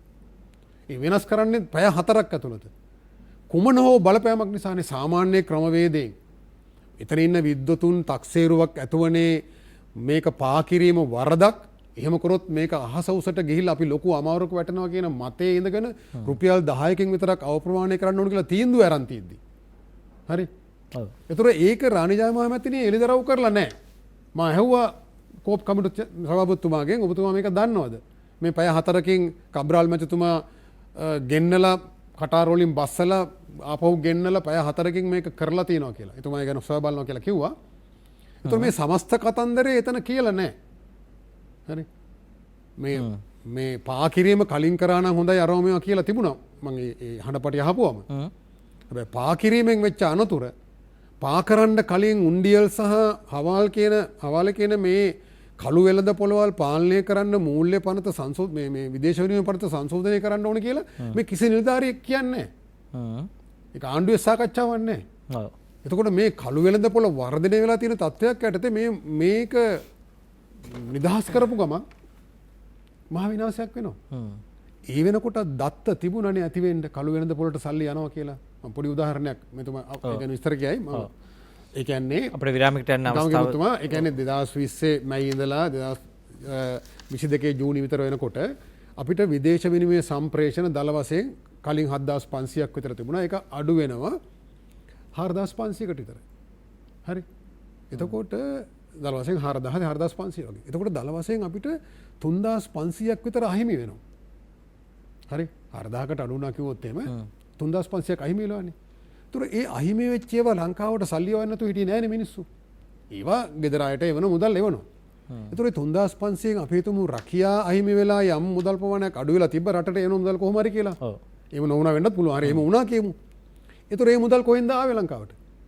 උණ්ඩියල් සහ හවාලේ කියන කළු වෙළඳ පොලේ. ඒතර කළු වෙළඳ පොළ ඒ ආකාරයට ඩොලර් මිලියන 3500ක විතර ගනුදෙනුවක් කරනවා නම් ඒකේ භාගයක් කියලා කියමුකෝ හරි. ඒත් 1750. එහෙම ගනුදෙනුවක් තියෙද්දි පනත සංශෝධනය කරන්නේ නැතුව රටට එන සල්ලි ප්‍රමාණය අඩු වෙලා තියෙනකොට මේක පා කරන්න ගත්ත තීන්දුව.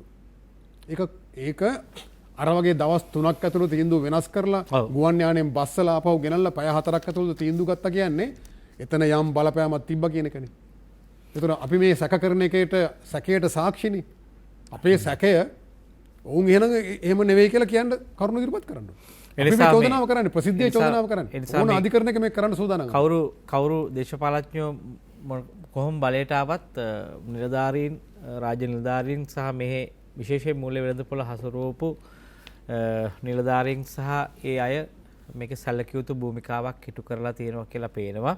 මේ පිළිබඳව ඕන කෙනෙකුට අදහස් දක්වන්න පුළුවන්. මේවා සම්බන්ධ විවාද තියෙන්න පුළුවන්. හැබැයි මේ රාජ්‍ය නිලධාරීන් නැත්නම් මේ අපේම පඩි ලැබලා ජීවත් වෙන නිලධාරීන් මේ කරන විනාශයන් පිළිබඳව මේ හිටපු දේශපාලඥයින්ට සංවාදයක් තිබුණද? හොයා බැලුවද? උන් රැවට්ටුවා වෙන්නට පුළුවන්.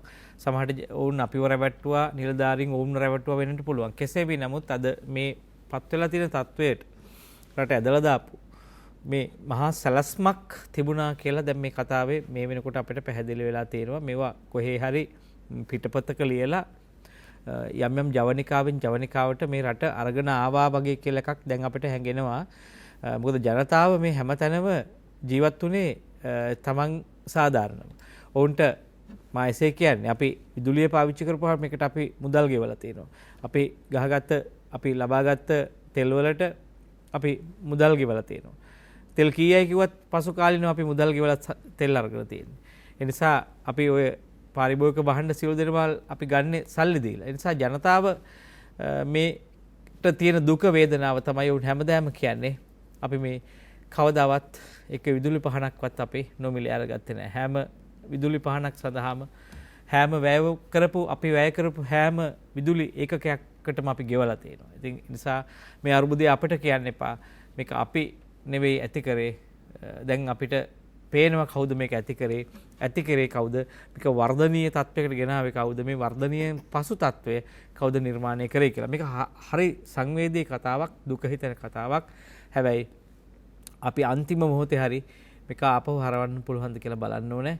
ජූලි 25 මාරකය ඒ තරම්ම බරපතලද? එතනින් පස්සේ අපිට රටේ බොහෝ දේවල් අහිමි වෙයිද?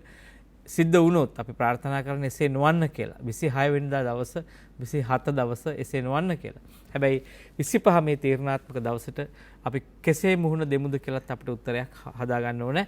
ඔබ නින්නාද සජීවී සංවාදයේ සමගයි මේ එක්වන්නේ.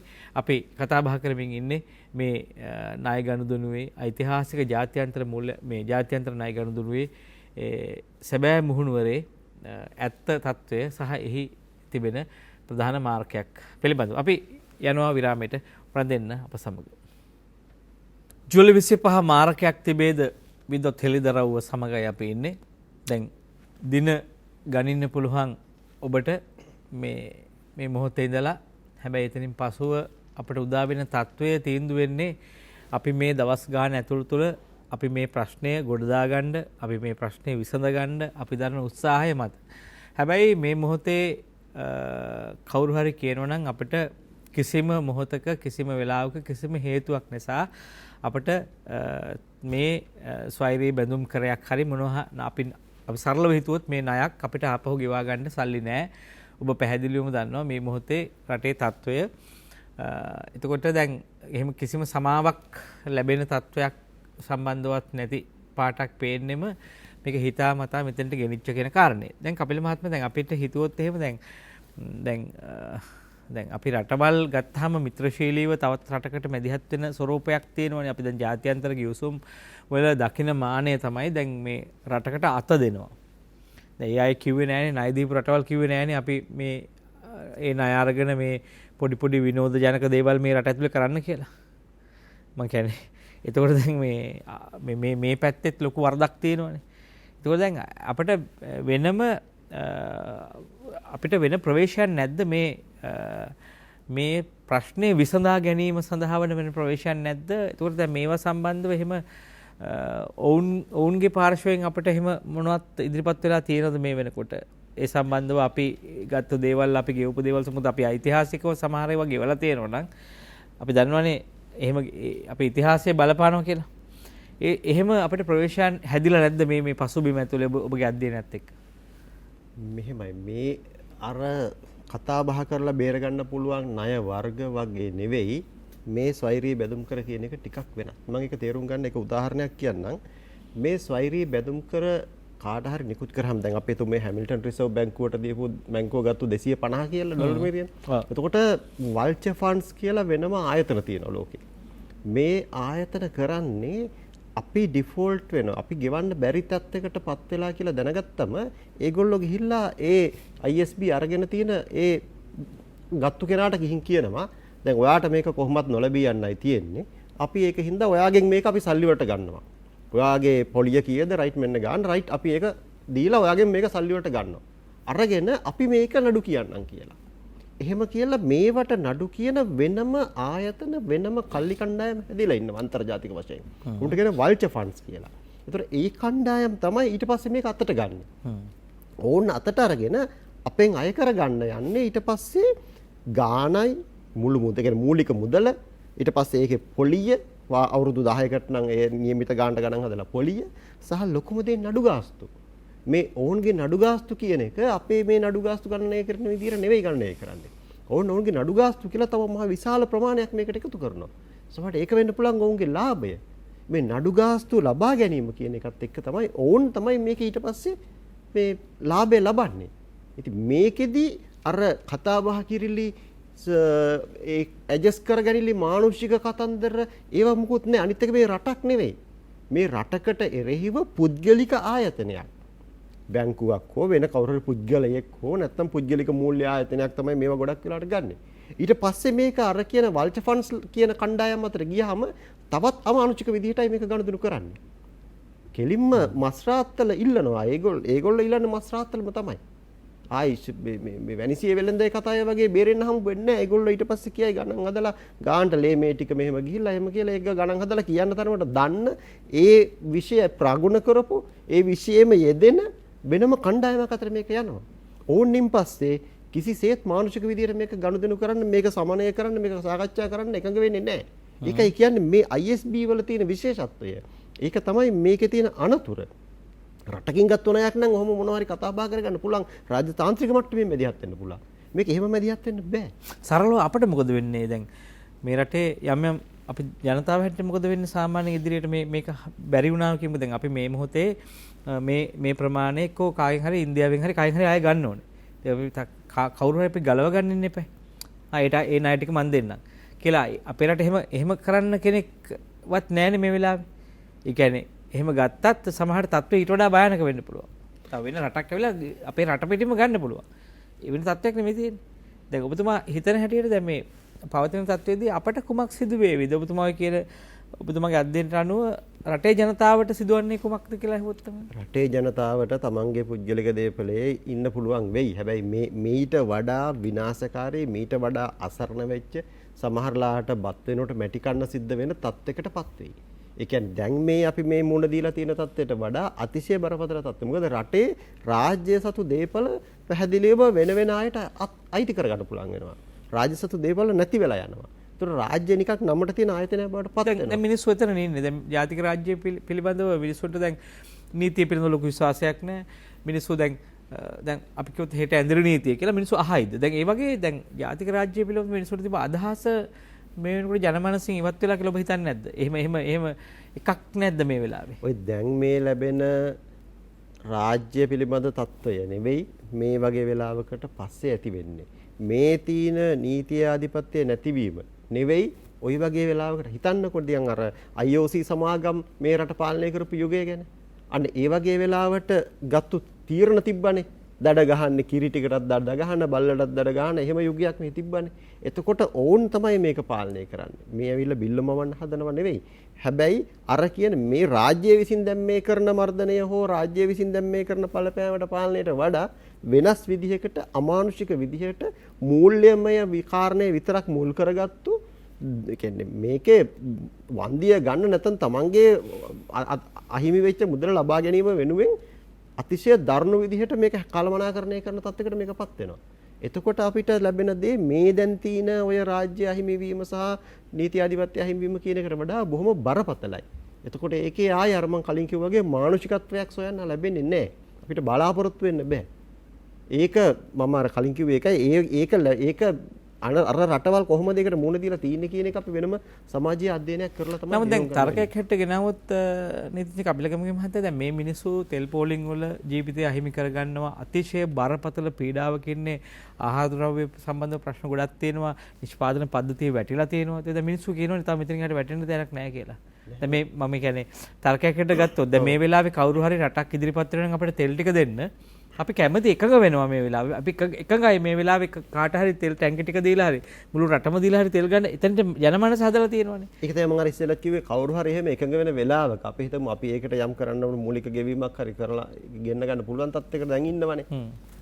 මේ තීන්දුව ආවයන් පස්සේ අපි එහෙම කරන ගෙවීම ඒ තෙල් දෙන කෙනා ගාවට යන්න කලින් මේ අධිකරණ නියෝගය මගින් ඔවුන්ව අත්පත් කරගන්නවා.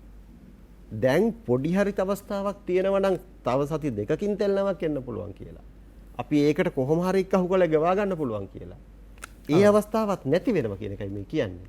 අපි කොහොම හරි එක්කහු කරලා ගෙවන ගාන අපේ LC එක ඕපන් කරන්න ඇමරිකාව බැංකුව හරහා. එතකොට අපිට කතා බහ කරලා ඔක්කොම කරලා ගෑස් හරි තෙල් හරි ආහාර හරි එන්න නියමිත කතන්දරේ ගනුදෙනුවත් කතා කරලා ඔක්කොම උනන් පස්සේ අපි සල්ලි ගෙව්වහම ඒ ගෙවන මුදල උන්නාත්පත් කරගන්නවා. එතකොට මේ තියෙන බලාපොරොත්තුවක් නැති වෙනවා. හැබැයි දැන් ලෝකයේ ජාත්‍යන්තරව ඇමරිකාව මේ මහා බලවන්තයා දැවැන්තයා ලෝකයේ අපි කියනවා ලොකුම පොලිස් කාර්යය කියලා. දැන් ඔහු මේ ලෝකයේ හසුරවන්න දරන උත්සාහය මේ උගුල් හදලා මෙහෙම ඊට ප්‍රතිවිරුද්ධ සාකච්ඡාවක් ලෝකේ තියෙනවානේ. ඔහු බලවන්තයා කියලා ලෝකේ පිළිගන්න රාජ්‍යයන් වගේම ඔහු බලවන්තයෙක් නෙවෙයි කියලා පිළිගන්න රාජ්‍යුත් ලෝකෙ බිහි වෙලා තියෙනවානේ. දැන් අපිට බැයිද එහෙම විකල්ප පාරවල් හොයලා එහෙම ගැලවුම්කාරයෙක් හැටියට අපිට වෙන රාජ්‍යයක් හොයාගන්න එහෙම ප්‍රවේශයන් අඳුනගන්න බැයිද අපිට? නෑ දැන් අර වසන්ත බණ්ඩාර මහත්මයා කිව්වා වගේ අපිට කරන්න තිබ්බ එක දෙයක් තමයි එක්සිම් බැංකුවෙන් ණයක් අරගෙන මේක ගෙවාන එක. හැබැයි ඒ දොර වහලා තියෙනවනේ දැන්. එක්සිම් බැංකුවට දැන් එයාලගේ ක්‍රමවේදය ඇතුලේ තවදුරටත් අපිට ණය දෙන්න බෑ. මොකද අපි එයාලගේ බ්ලැක් ලිස්ට් වෙලා තියෙන්නේ දැන්. ඒ බ්ලැක් ලිස්ට් වෙන තැනටපත් කරා. ඒ කියන්නේ අපිට වෙන ණයක් අරන් මේක ගෙවා ගන්න බෑ. ගෙවා ගන්න තිබ්බ අවස්ථාව හිතාමතා මගහරලා හිතාමතා වහලා තියෙනවා. අර කිව්වා වගේ පයින් ගහලා දොර වහලා තියෙනවා. ඒතර මේක සැලැස්මක කොටසක් කියලා අපි කියන්නේ. දැන් මම මේ පැහැදිලි කරන්නම් මේ මේ අපේ රටේ මේ ISB නිකුත් කරන එක පටන් අරන් දිනේ 2007. ලොකු ඉතිහාසයක් තියෙන කාරණයක් නෙවෙයි. 2007 ඉඳන් මේ දක්වා අවසාන එක නිකුත් කරලා තියෙන්නේ 2019. ISB කියන්නේ ස්වෛරීත් බැඳුම් කර අවස්ථා 18කදී නිකුත් කරලා තියෙනවා. එතකොට පළවෙනි අපි මේකට කඩා ගන්න පුළුවන් මහ බැංකුව අධිපතිවරයාගේ කාලය කියන කාරණේ මුල් කරගත්තොත් අවස්ථා 3කට. ඒ කියන්නේ අජිත් නිවාඩ් කබ්‍රාල් යටතේ නිකුත් කරලා තියෙනවා. අර්ජුන් මහේන්ද්‍රන් යටතේ නිකුත් කරලා තියෙනවා. ඉන්ද්‍රජිත් කුමාරස්වාමී යටතේ නිකුත් කරලා තියෙනවා. එතකොට අජිත් නිවාඩ් කබ්‍රාල් යටතේ නිකුත් කරනකොට ජනාධිපතිවරයා මහින්ද රාජපක්ෂ අගමැතිවරු දෙන්නෙක් ඉඳලා තියෙනවා මේ කාලය තුළ රත්නසේන වික්‍රමනායක සහ දිමු ජයරත්න කියලා. මුදල් ඇමතිවරයා ඉඳලා තිනෙත් මහින්ද රාජපක්ෂ. ඒ අවස්ථාවේදී 7ක් නිකුත් කරලා තිනවා ඇමරිකන් ඩොලර් මිලියන 5500ක එකතුවක් වෙන විදිහේ ස්වෛරී බැඳුම් කර නිකුත් කරලා තිනවා. මේ ටික ගෙවිලා ඉවර වෙනකොට 8156ක් වෙන තරමට තමයි මේ ගනුදෙනුව කතා කරලා තියෙන්නේ. මේකෙන් අන්තිම එක තමයි දැන් මේ ගෙවෙන්න නියමිතව තියෙන්නේ. ජූලි 25 ගෙවෙන්න නියමිතව තියෙන්නේ. ඇමරිකන් ඩොලර් මිලියන 1000ක් 2012 7.25 නිකුත් කරපේ. ඔව්. ඒක තමයි දැන් මේ අපි මාරකය කියලා කියන්නේ. ඊට පස්සේ මහා බැංකුව අධිපති අර්ජුන් මහේන්ද්‍රන් යටතේ නිකුත් කරලා තියෙනවා ඇමරිකන් ඩොලර් මිලියන 2150ක ස්වෛරී බැඳුම් කර.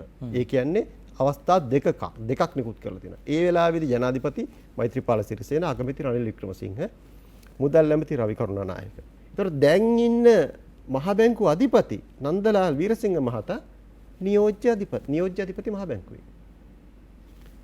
ඒක හැමම තියලා අපි ඊළඟ අවස්ථාවට ගියොත් ඉන්ද්‍රජිත් කුමාරස්වාමී යටතේ නිකුත් කරලා තියෙනවා අවස්ථාවල් 9ක්.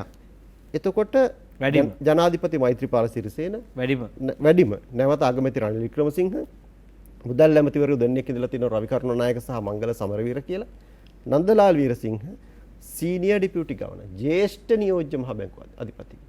එතකොට මේ 18න් 7ක් ඇරුණම ඉතුරු 11ම නිකුත් කරලා තියෙන්නේ මේ දැන් ඉන්න මහ බැංකුව අධිපතිවරයාගේ අවධානය අනුදැනුම යටතේ. එතකොට ඒ කාලය ඇතුළත සම්පූර්ණයෙන්ම ජනාධිපතිවරයා ඉඳලා තියෙන මෛත්‍රීපාල සිරිසේන, අගමැති ඉඳලා තියෙන රනිල් වික්‍රමසිංහ. දැන් මේ ඉන්න අගමැතිවරයාම තමයි.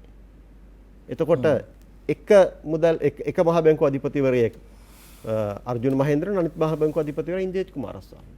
එතකොට 2007 ඉඳන් මේ දක්වා නිකුත් කරලා තිබුණේ 5500යි. මේ කාලය ඇතුළත විතරක් 2150කුයි 9900කුයි වශයෙන් නිකුත් කරලා තියෙනවා. මොකක් විශාල ප්‍රමාණයක්. එතකොට වැදගත්ම දේ තමයි දැන් මේ කියන අර්ජුන් මහේන්ද්‍රන් සහ ඉන්ද්‍රජිත් කුමාරස්වාමී යටතේ නිකුත් කරනකොට දැන් ඉන්න මහ බැංකුව අධිපතිවරයා මෙතන බලපෑම් කළ හැකි මට්ටමේ, තීරණ ගත හැකි මට්ටමේ සහ නිර්දේශ ඉදිරිපත් කළ හැකි මට්ටමේ නිලධාරියෙක්. පළවෙනි අවස්ථාවේදී ඔහු ඩිපියුටි ගවර්නර්, දෙවෙනි අවස්ථාවේදී ඔහු සීනියර් ඩිපියුටි ගවර්නර්. ඩිපියුටි ගවර්නර්ස්ලා 3 දෙනෙක් ඉන්නවා. ඒ 3 දෙනාගෙන් සීනියර් කෙනා විදිහට තමයි අර වැඩිපුරම නිකුත් කරපු 9900 නිකුත් කරපු අවස්ථාවේ කටයුතු කරලා තියෙන්නේ.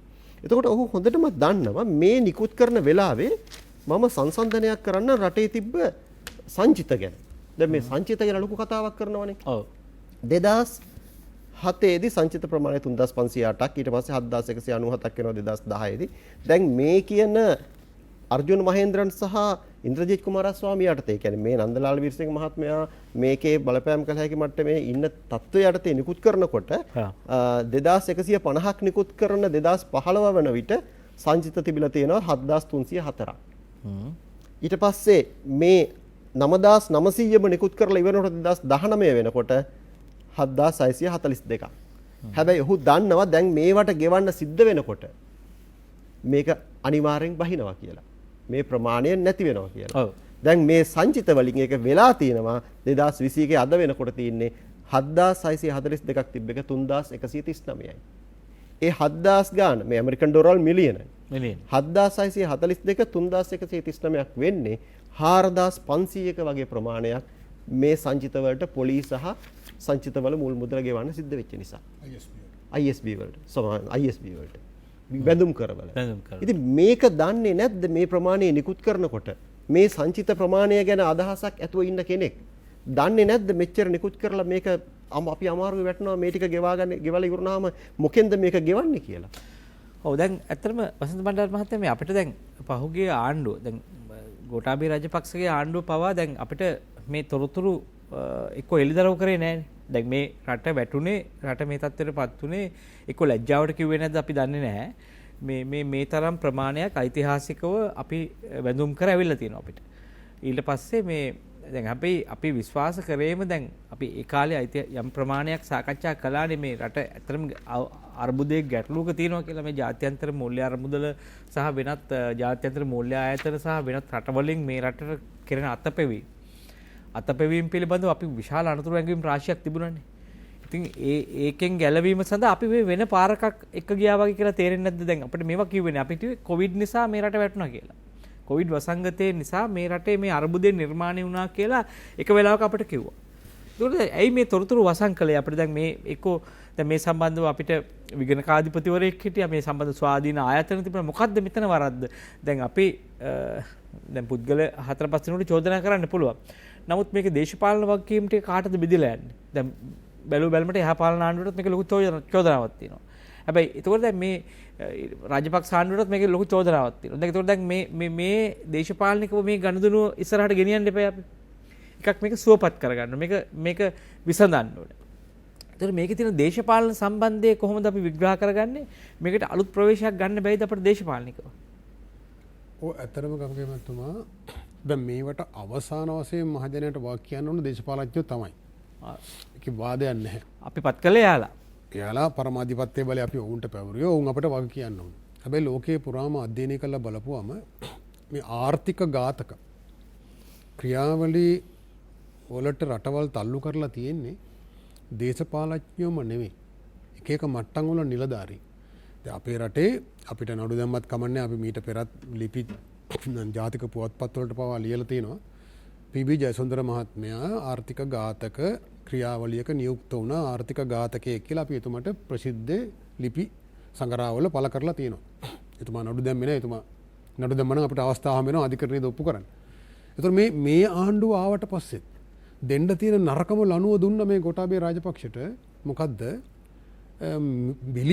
රුපියල් බිලියන 600ක් අහිමි කරන බදු සාහනයක් දුන්න මේ සමාගම් වලට වැඩ බදු සාහනයක්. 7-5ක ආර්ථිකයට දායකත්වයක් ලැබුණේ නැහැ. මේ ආර්ථිකයේ අභ්‍යන්තර මූල්‍ය ෆිස්කල් මේ අර්බුදය ආවේ එතනින් ආරම්භ වෙන්නේ. දැන් අපිට ඩොලර් ප්‍රශ්නේ විතරක් නෙමෙයි තියෙන්නේ මේ දැන් මේ වෙනකොට කන්සල් සංස්ථාවට රුපියල් නැහැ. ඩොලර් තිබ්බත් ගෙවන්න. දැන් සල්ලි අච්චු ගහලා තමයි කන්සල් සංස්ථාවට ණයක් දෙන්න වෙලා තියෙන්නේ. ඒතර මේ කෙටි කාලීනවත් මේ අර්බුදයට එතකොට ඒක බැසිල් රාජපක්ෂයකට අහුණාද ගෝඨාභය අහුණාද කියන නිදහසට කාරණයක් නෙමෙයි. හැබැයි මේ තාක්ෂණිකව මේ ලනුව දීලා තියෙන්නේ අතරම රාජ්‍ය නිලධාරී. ලෝකේ බොහෝ රටවල එහෙම අපි දන්නවා මේ Confessions of Economic Hitman කියලා පොතක් ජෝන් හොප්කින්ස් කියලා ලියලා තියෙනවා. ඒක බොහොම අපි ඒක පරිවර්තන කරලා ශ්‍රී ලංකාවට සිංහල භාෂාවෙන් ලීලානන්ද ගමච්චි මහත්මයා. ඒක ඊට පැහැදිලිව දක්වලා තියෙනවා කොහොමද මේ විදේශීය විවිධ ණයදන ආයතන උපදේශක ආයතන ඒ නිලධාරීන් යොදාගෙන රටවල් ගැලවෙන්න බැරි විදිහට අමාරුයි දාන්නේ කොහොමද? right? දැන් මේ ISB සෙල්ලමත් එහෙමයි. මේ වෙනත් ආර්ථික මොඩලයේ අවුල බේරන්න මේ වෙළඳ හිගේ අඩු කරගන්නේ කොහොමද? ආනයන අඩු කරගන්න ඒව සම්බන්ධ 7-5ක උපදේශයක් දෙන්නේ නැතුව හරි මෙන්න බඩු තියෙනවා ISP ගමු. එතකොට මේ ISP ගන්නවා. හැබැයි මේගොල්ලෝ දන්නවා බැසිල් රාජපක්ෂ වගේ නූගත් කෙනෙක් නොදන්නවා වෙන්න පුළුවන් මේ දවස් වෙනකොට මේක ගෙවා ගන්න බැරි වෙනවා කියලා. හැබැයි මේගොල්ලෝ දන්නවා. ඒගොල්ලෝ දන්නේ නැත්නම් එහෙනම් සාමාන්‍ය පෙළ අංක ගණිතයේ අසමත්. කැල්කියුලේටර් එකෙන් ගහුවොත් මේක දැනගන්න පුළුවන්. මේ තුමා දැන් පැහැදිලිව සඳහන් කරා කොහොමද වෙන්නේ පොලිය මෙච්චරයි 5000ට 8500ක් ගෙවන්න 3500ක් පොලිය වෙලා තියෙනවා. දැන් මේ සංචිත. දැන් මේක බොරුව කියන එක ගමගම තුමා මේ අර හර්ෂ සිල්ල මහත්මයා එතුමාට ආචාර්ය උපාධියක් තියෙන එක හරි. එතුමා හිතනවා හයියෙන් කෑ ගහලා කියපුවා මේ මිනිස්සු පිළිගන්නවා කියලා. දැන් එතුමා කියනවා මේ රුපියල අවප්‍රමාණය කරන්න නැතුව අල්ලගෙන ඉන්න වෙළඳ පොළට ඩොලර් දාලා තමයි සංචිත නැති කරේ කියලා. මේ සංචිත වලින් මිලියන 600යි ඒ වැඩේට වියදම් කරලා තියෙනවා. ඊටු 4500ක් ඔය තිබුණ එක වියදම් කරලා තියෙන ISB ගත්තේ වගේ වන්න. ඊටු එතුමා ඇයි බොරු කියන්නේ? එතුමා දන්නවා. දැනගෙන මහජනයා නම ගෙවන්න බොරු කියනවා. මේ රුපියල අවප්‍රමාණය නොකිරීමේ වරද තමයි මේ තියෙන්නේ කියලා. ඒක සම්පූර්ණ වැරදි මතයක් මූල්‍ය මණ්ඩලය තුල මාර්තු 3 වෙනිදා වෙනකොටත් ඔය කියන නිලධාරීන් සියලු දෙනා එකඟ වෙනවා මූල්‍ය මණ්ඩලයේ තීන්දුවට.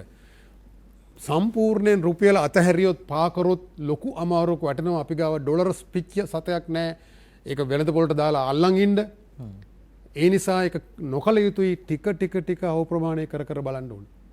එතකොට කළු වෙළඳ පොළට පාලනයක් කරන්න පුළුවන්ද කියලා. නමුත් දැන් වසන්ත බණ්ඩාර මහත්තයා දැන් සමහර කාරණා මේ නිලධාරීන් අපි කියමුකෝ දැන් මහ බැංකු හරි මොන හරි බැඳුම් කර වංචාව හරි මොන හරි දැන් සමහර කාරණාවලදී මේ නිලධාරීන් මේ වරදිකාරයෝ කියලා හඳුන ගන්නවානේ.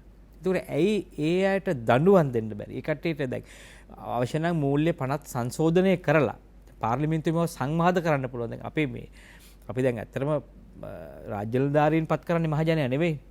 ඒතකොට දැන් අපිට කොයි වෙලාවකවත් තර්කයක් ගේන්න බෑ. මොකද ওই කට්ටිය මැතිවරණ වේදිකාවල විශේෂඥයින් සැටියට පෙනී ඉන්නේ.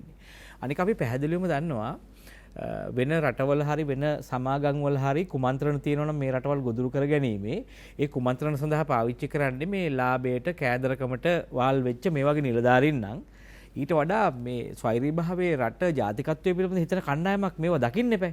දැන් වසර ගණනාවක් මේක දැක්කේ නැහැ කියන එක කියන්න බෑනේ. දැන් ඔය 225 මේක දන්නේ නැහැ කියලා කියන්න බෑනේ. කොහේ ඒ පිළිබඳ විවාදයක්වත් පාර්ලිමේන්තුවේ තිබ්බද? සාකච්ඡාවක්වත් තිබ්බද?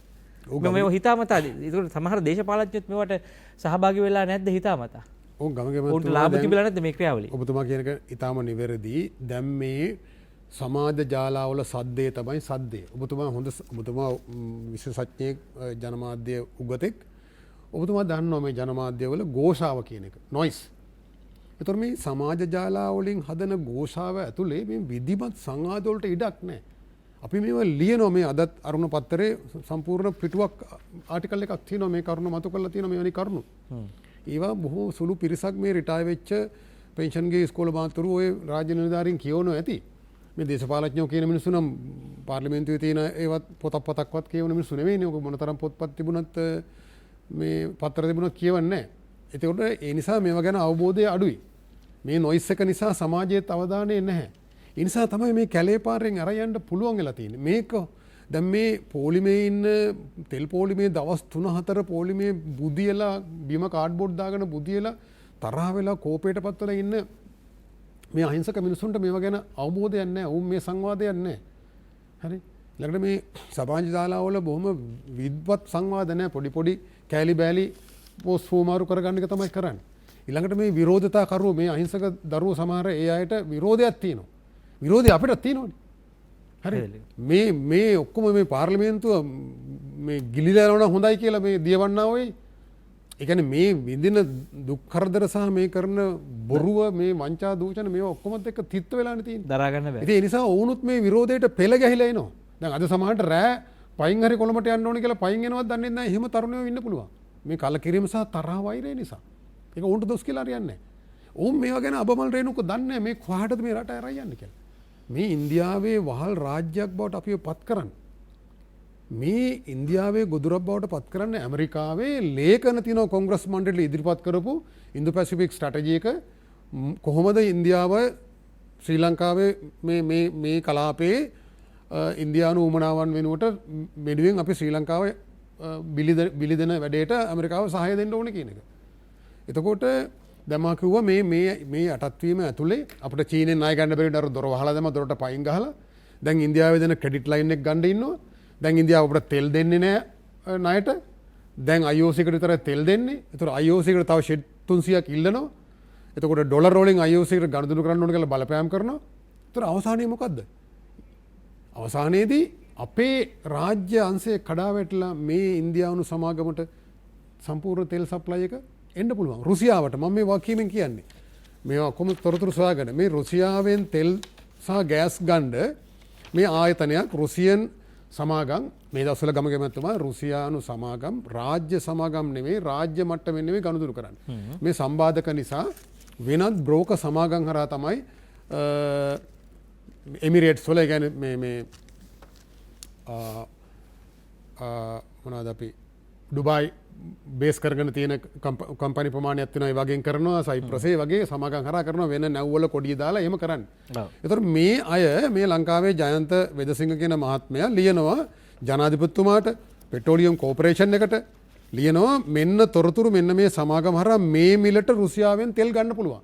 10% විතරයි ගෙවන්න ඕන ගරන්ටියක් විදියට ඉතුරු එක මාස 6කට ණයක් විදියට දෙනවා. ඒතර මේක කරන්නේ නැහැ.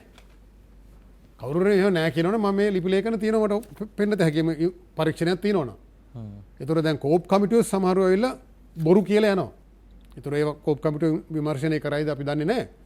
කොහොම හරි මේ රුසියාවෙන් අපිට තෙල් ගන්න තියෙන එක ඒකට බාධා පවනවා. ඇමරිකන් තානාපතිනිය බය කරනවා රුසියාවෙන් මේ නීති විරෝධී විදියට තෙල් ගත්තොත් මේ සම්බාධක බිඳලා බලාගෙනයි කියලා.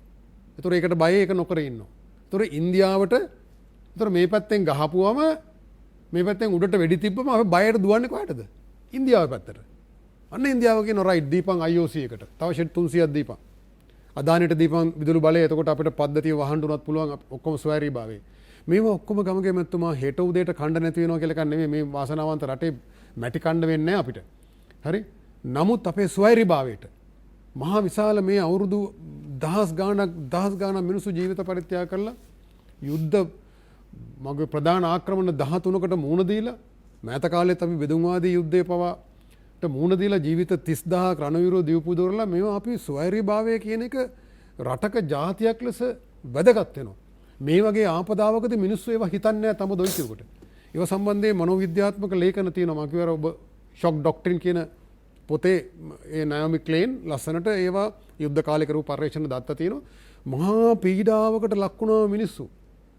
තෙල් පොලිමේ පැය 3ක් මේ දවස් 3ක් බුදියගත්ත කාඩ්බෝඩ් දාගෙන කණ්ඩ නැතුව දත් මදින්න නැහැ මූණ හොදන්න නැහැ. එහෙම හිටපු මිනිහට ගිහිල්ලා අපි කතා කරොත් මේ ස්වෛරී භාවයේ හරි අපිට ගුටි කණ්ඩ වෙනවා.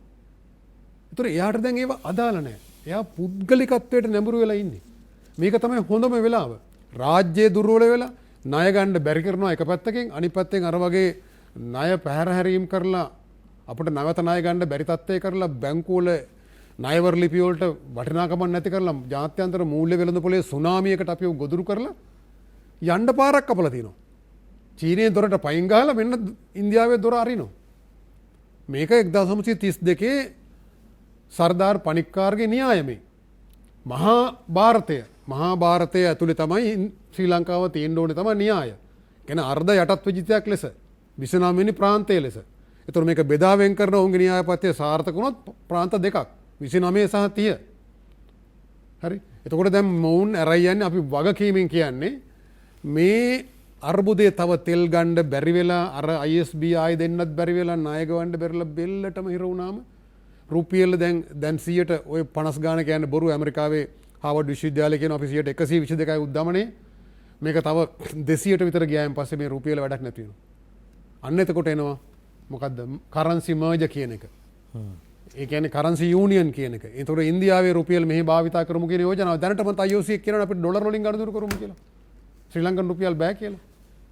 ඒතකොට මේ හිර කරන්න අමාරුවේ වැටෙන්න රුසියාව උද්ඝෝෂණ කරුවෝ ඇතැම්විට රුසියාව අපිට තෙල් ලබා දීමේදී අපි රූබලේ නැත්නම් රුසියානු මුදල් මෙහෙට ආදේශ කිරීමේ කතාවක් මේ තිබුණද? පුළුවන්. ආකාර දෙකක් තියෙනවා.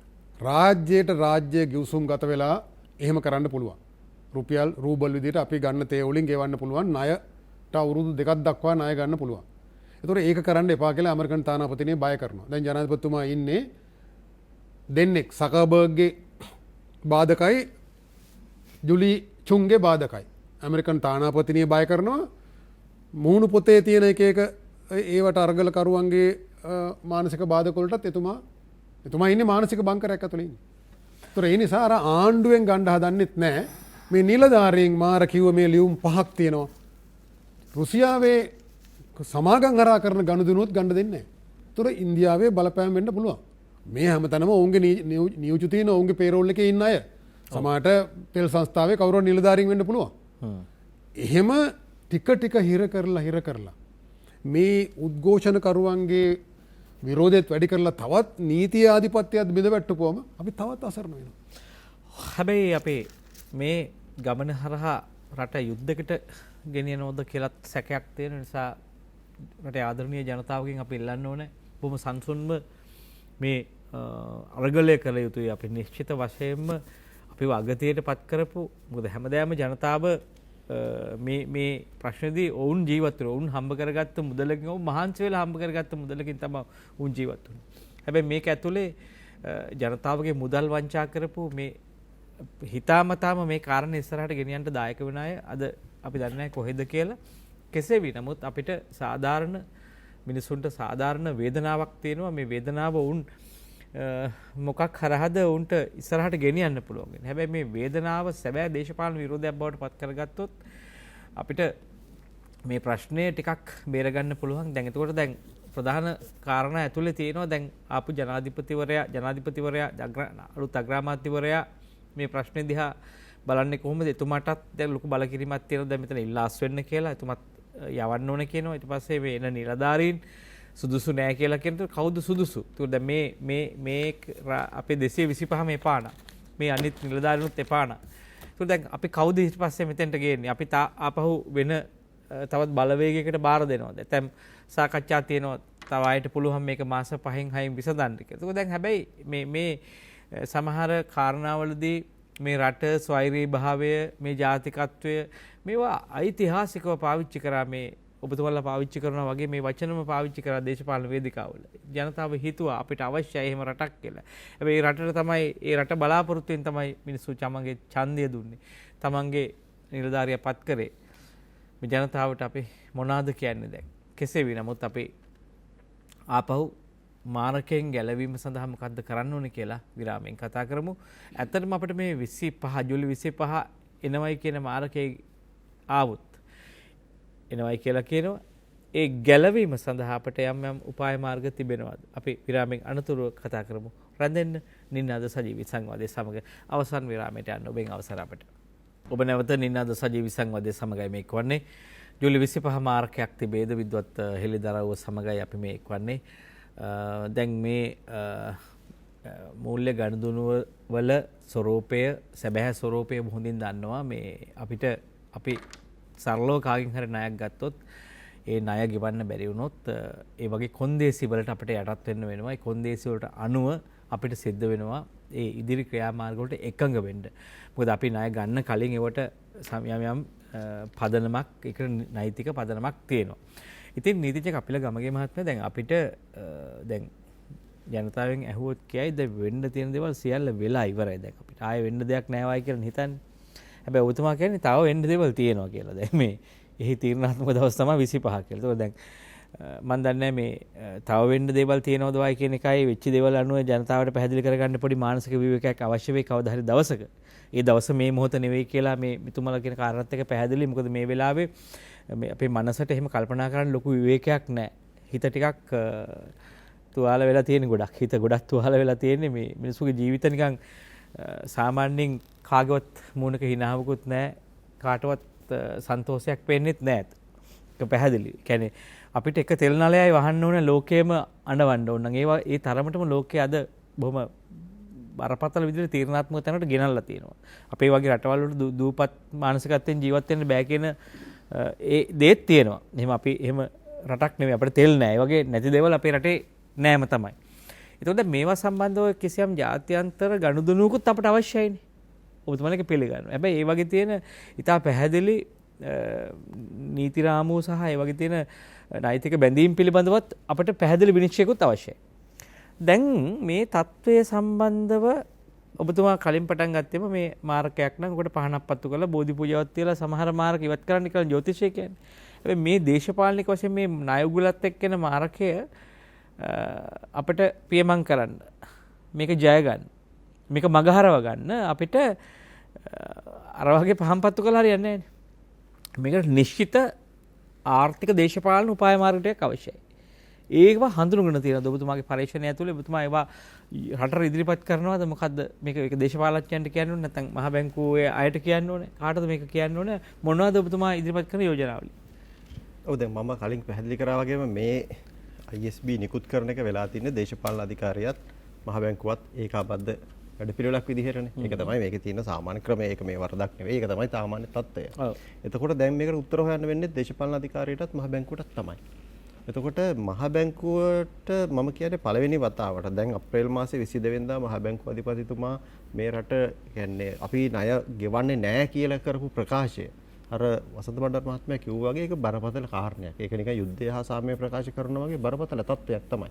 ඒ නිසා ඒක එහෙම හිතුමතේට එහෙම ප්‍රකාශ කරන්න පුළුවන්ද කියන ප්‍රශ්නේ මට තියෙනවා. ඒ නිසා ඒ වගේම අර අපේ සංචිත ප්‍රමාණය මෙහෙම අඩු වෙගෙන යනවා ඒකට මේකෙන් ගෙවන්න සිද්ධ වෙනවා කියලා දැන මේ තරම් ලොකු ISB ප්‍රමාණයක් ජාත්‍යන්තර සොයුරී බැඳුම් කර ප්‍රමාණයක් නිකුත් කරපු එක හරිද කියන ප්‍රශ්නේ අපිට තියෙනවා. ඒතකොට ওই කාරණා දෙක සම්බන්ධයෙන් අපිට මේ කරපු දේ හරිද කියලා ප්‍රශ්නේ අහද්දී අපිට අහන්න වෙන්නේ දේශපාලන අධිකාරියෙන් සහ මහ බැංකුවෙන් තමයි.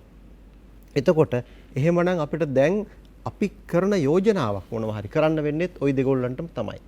අපි කරන යෝජනාව තමයි දැන් මේකේ අර කියන වගේ මාරකේ පනින්න අපිට පොඩි කියන්නේ සාමාන්‍ය ක්‍රමයේ යටතේ අපි අර කියන මූලික එකඟ වෙච්ච කොන්දේසි ඒ විදිහට ආරක්ෂා කළොත් මේක අපිට මාරකයක් වෙන්නේ නැහැ. හැබැයි අපි එකඟ වෙච්ච කොන්දේසි ආරක්ෂා නොකර අපි ඒකට පිටින් පනින්න ගියොත් තමයි අපිට බිල්ලක් දීලවත් බේර ගන්න බැරි මට්ටමට අපි නරක තැනකට යන්නේ. ඒ නිසා මම කියන්නේ ඒ අවදානම මේ වෙලාවේ ගන්න එපා කියලා. ඒක දේශපාලන අධිකාරිනුත් මහ බැංකුවේ අධිපතිතුමා ඇතුළු ඒ අයගෙනුත් අපි ඉල්ලන්නේ මේ වෙලා තියෙන දේවල් මේ වෙච්ච දේවල් සම්බන්ධයෙන් විවේචනයක් තියෙනවා. ඒක කොහොම වුණාද කියන එක ගැන නැවත සලකා බලන්න. මේ ඒ සලකා බැලීම ඇතුලේ කරුණා කරලා මේ 25 වෙනිදා කරන්න දැන් මේ පෙළ ගැහෙන බවට අපිට පේන වරද කරන්න එපා. මේක මේ ඩිෆෝල්ට් කරනවා කියලා දැන් මේ අරන් තියෙන තීරණය ඒක 25 වෙනිදාට අදාළවත් ඒක එහෙමනම් එහෙම කරන්න එපා. ඒක ලිඛිතව කියලා නෑ කොහෙවත් තුමා වාචිකව විතරයි ප්‍රකාශ කරලා තියෙන්නේ. නෑ වාචිකව ප්‍රකාශ කරලා ඒක මාධ්‍යවල පළ වෙලා ඒකත් මූලික හේතුවක් වෙලා තියෙනවා මේ ඇමරිකාවේ මේ ගොනු කරපු නඩුවටත් ඒක සම්බන්ධ වෙලා තියෙනවා. ඒක දැන් ඔහු වගකීමක් ඇතුව කර ප්‍රකාශයක් විදිහටයි තියෙන්නේ. ඒ වගේම ඔහු ඒක තාක්ෂණිකව කරලා පෙන්නලා තියෙනවා මිලියන 78ක ප්‍රමාණයක් නොගෙවා එක්සිම් බැංකුවට ඒක ප්‍රායෝගිකව කරලා පෙන්නලා තියෙනවා. ප්‍රකාශය කරලා තියෙනවා ප්‍රායෝගිකව කරලා පෙන්නලා තියෙනවා. ඒ වගේම දැන් අර වසන්ත බණ්ඩාර මහත්මයා කිව්වා වගේ දැන්ට ලංකාවේ ශ්‍රේෂ්ඨ අධිකරණයට ගොනු කරපු නඩුවකත් යම් කණ්ඩායමක් මේක මේ ISB වලට ගෙවන්න තියෙන ගණන් ගෙවන්න එපා කියලා ශ්‍රේෂ්ඨ අධිකරණයෙන් ඉල්ලීමකුත් කරනවා ශ්‍රේෂ්ඨ අධිකරණ නියෝගයක් දෙන්න කියලා. ඒතර ශ්‍රේෂ්ඨ අධිකරණයත් මේකට පටලවා ගන්න හදනවා. ඒතර එහෙමත් තියෙනවා. ඒ කියන්නේ මේ 3-4 පැත්තකින් එකම ඉලක්කයක් වෙනුවෙන් මේ ISB ඩිෆෝල්ටිං කියන එක මේ ISB ජාත්‍යන්තර ස්වෛරීත බැඳුම් කර නොගෙවීම කියන தത്വෙට පත් වෙන්න 3-4 පැත්තකින් ප්‍රවේශ වෙන බව පේනවා. මං කියන්නේ අන්න ඒ වර්ධ කරන්න එපා. ඒ වර්ධ කළොත් අපිට ඇති වෙන තත්ත්වය ඊටාම බරපතලයි. මොකද අපිට තව ගොඩක් වැරදි සිද්ධ වෙලා තියෙනවා.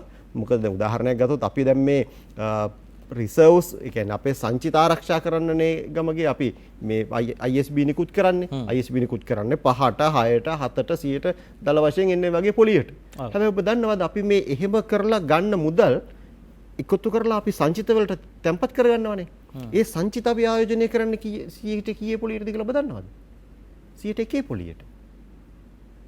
නැවත අපි ඇමරිකාවට අපේ සංචිත ආයෝජනය කරන 101 පොලියට 1.5 පොලියට. ඒ අපි ගන්නේ 6ට 7ට 8ට පොලියට. ඉතින් ඒතකොට මේවා සාමාන්‍ය මේ අර කිව්වා වගේ අංක ගණිතයේ තේරෙන කෙනෙකුට කරන්න පුළුවන් වැඩ නෙවෙයිනේ. මේක දේශපාලන අධිකාරිය සහ මහා බැංකුව මේවා ගැන සැලකිලිමත් වෙන්න කියන එක අපි මේ ඉල්ලීම කරන්නේ. මේවා වැරදි. මෙහෙම වෙලා තියෙනවා නම් ඒක බරපතල තත්ත්වයක් නේ. ඉතින් මේ අපි අපර කියන වගේ අපි කරන්න පුළුවන් හැම කැපකිරීමක්ම කළා පුළුවන් තරම් කියන හැම පහසුකමක්ම දීලා තමුන්නාන්සේලව නඩත්තු කරනවනේ. අපි අඩුපාඩුවක් කරලා නැහැනේ. අපි ගෙවලා තියෙනවා ආහන කුලී ගෙවලා තිනවා තෙල් වලට ගෙවලා තිනවා ටෙලිෆෝන් එකට ගෙවලා තිනවා පඩි නඩි වලට ගෙවලා තිනවා ගෙවල් කුලී ගෙවලා තිනවා කාර්යාල කුලී ගෙවලා තිනවා සේවකයන්ට ඩ්‍රයිවර්ට ගෙවලා තිනවා ඔක්කොම ගෙවලා මේ රටේ අහිංසක මිනිස්සු තමුන්නාන්සේලව නඩත්තු කරන්නේ තමුන්නාන්සේලාට අදාළ රාජකාරිය හරියට කරන්නනේ.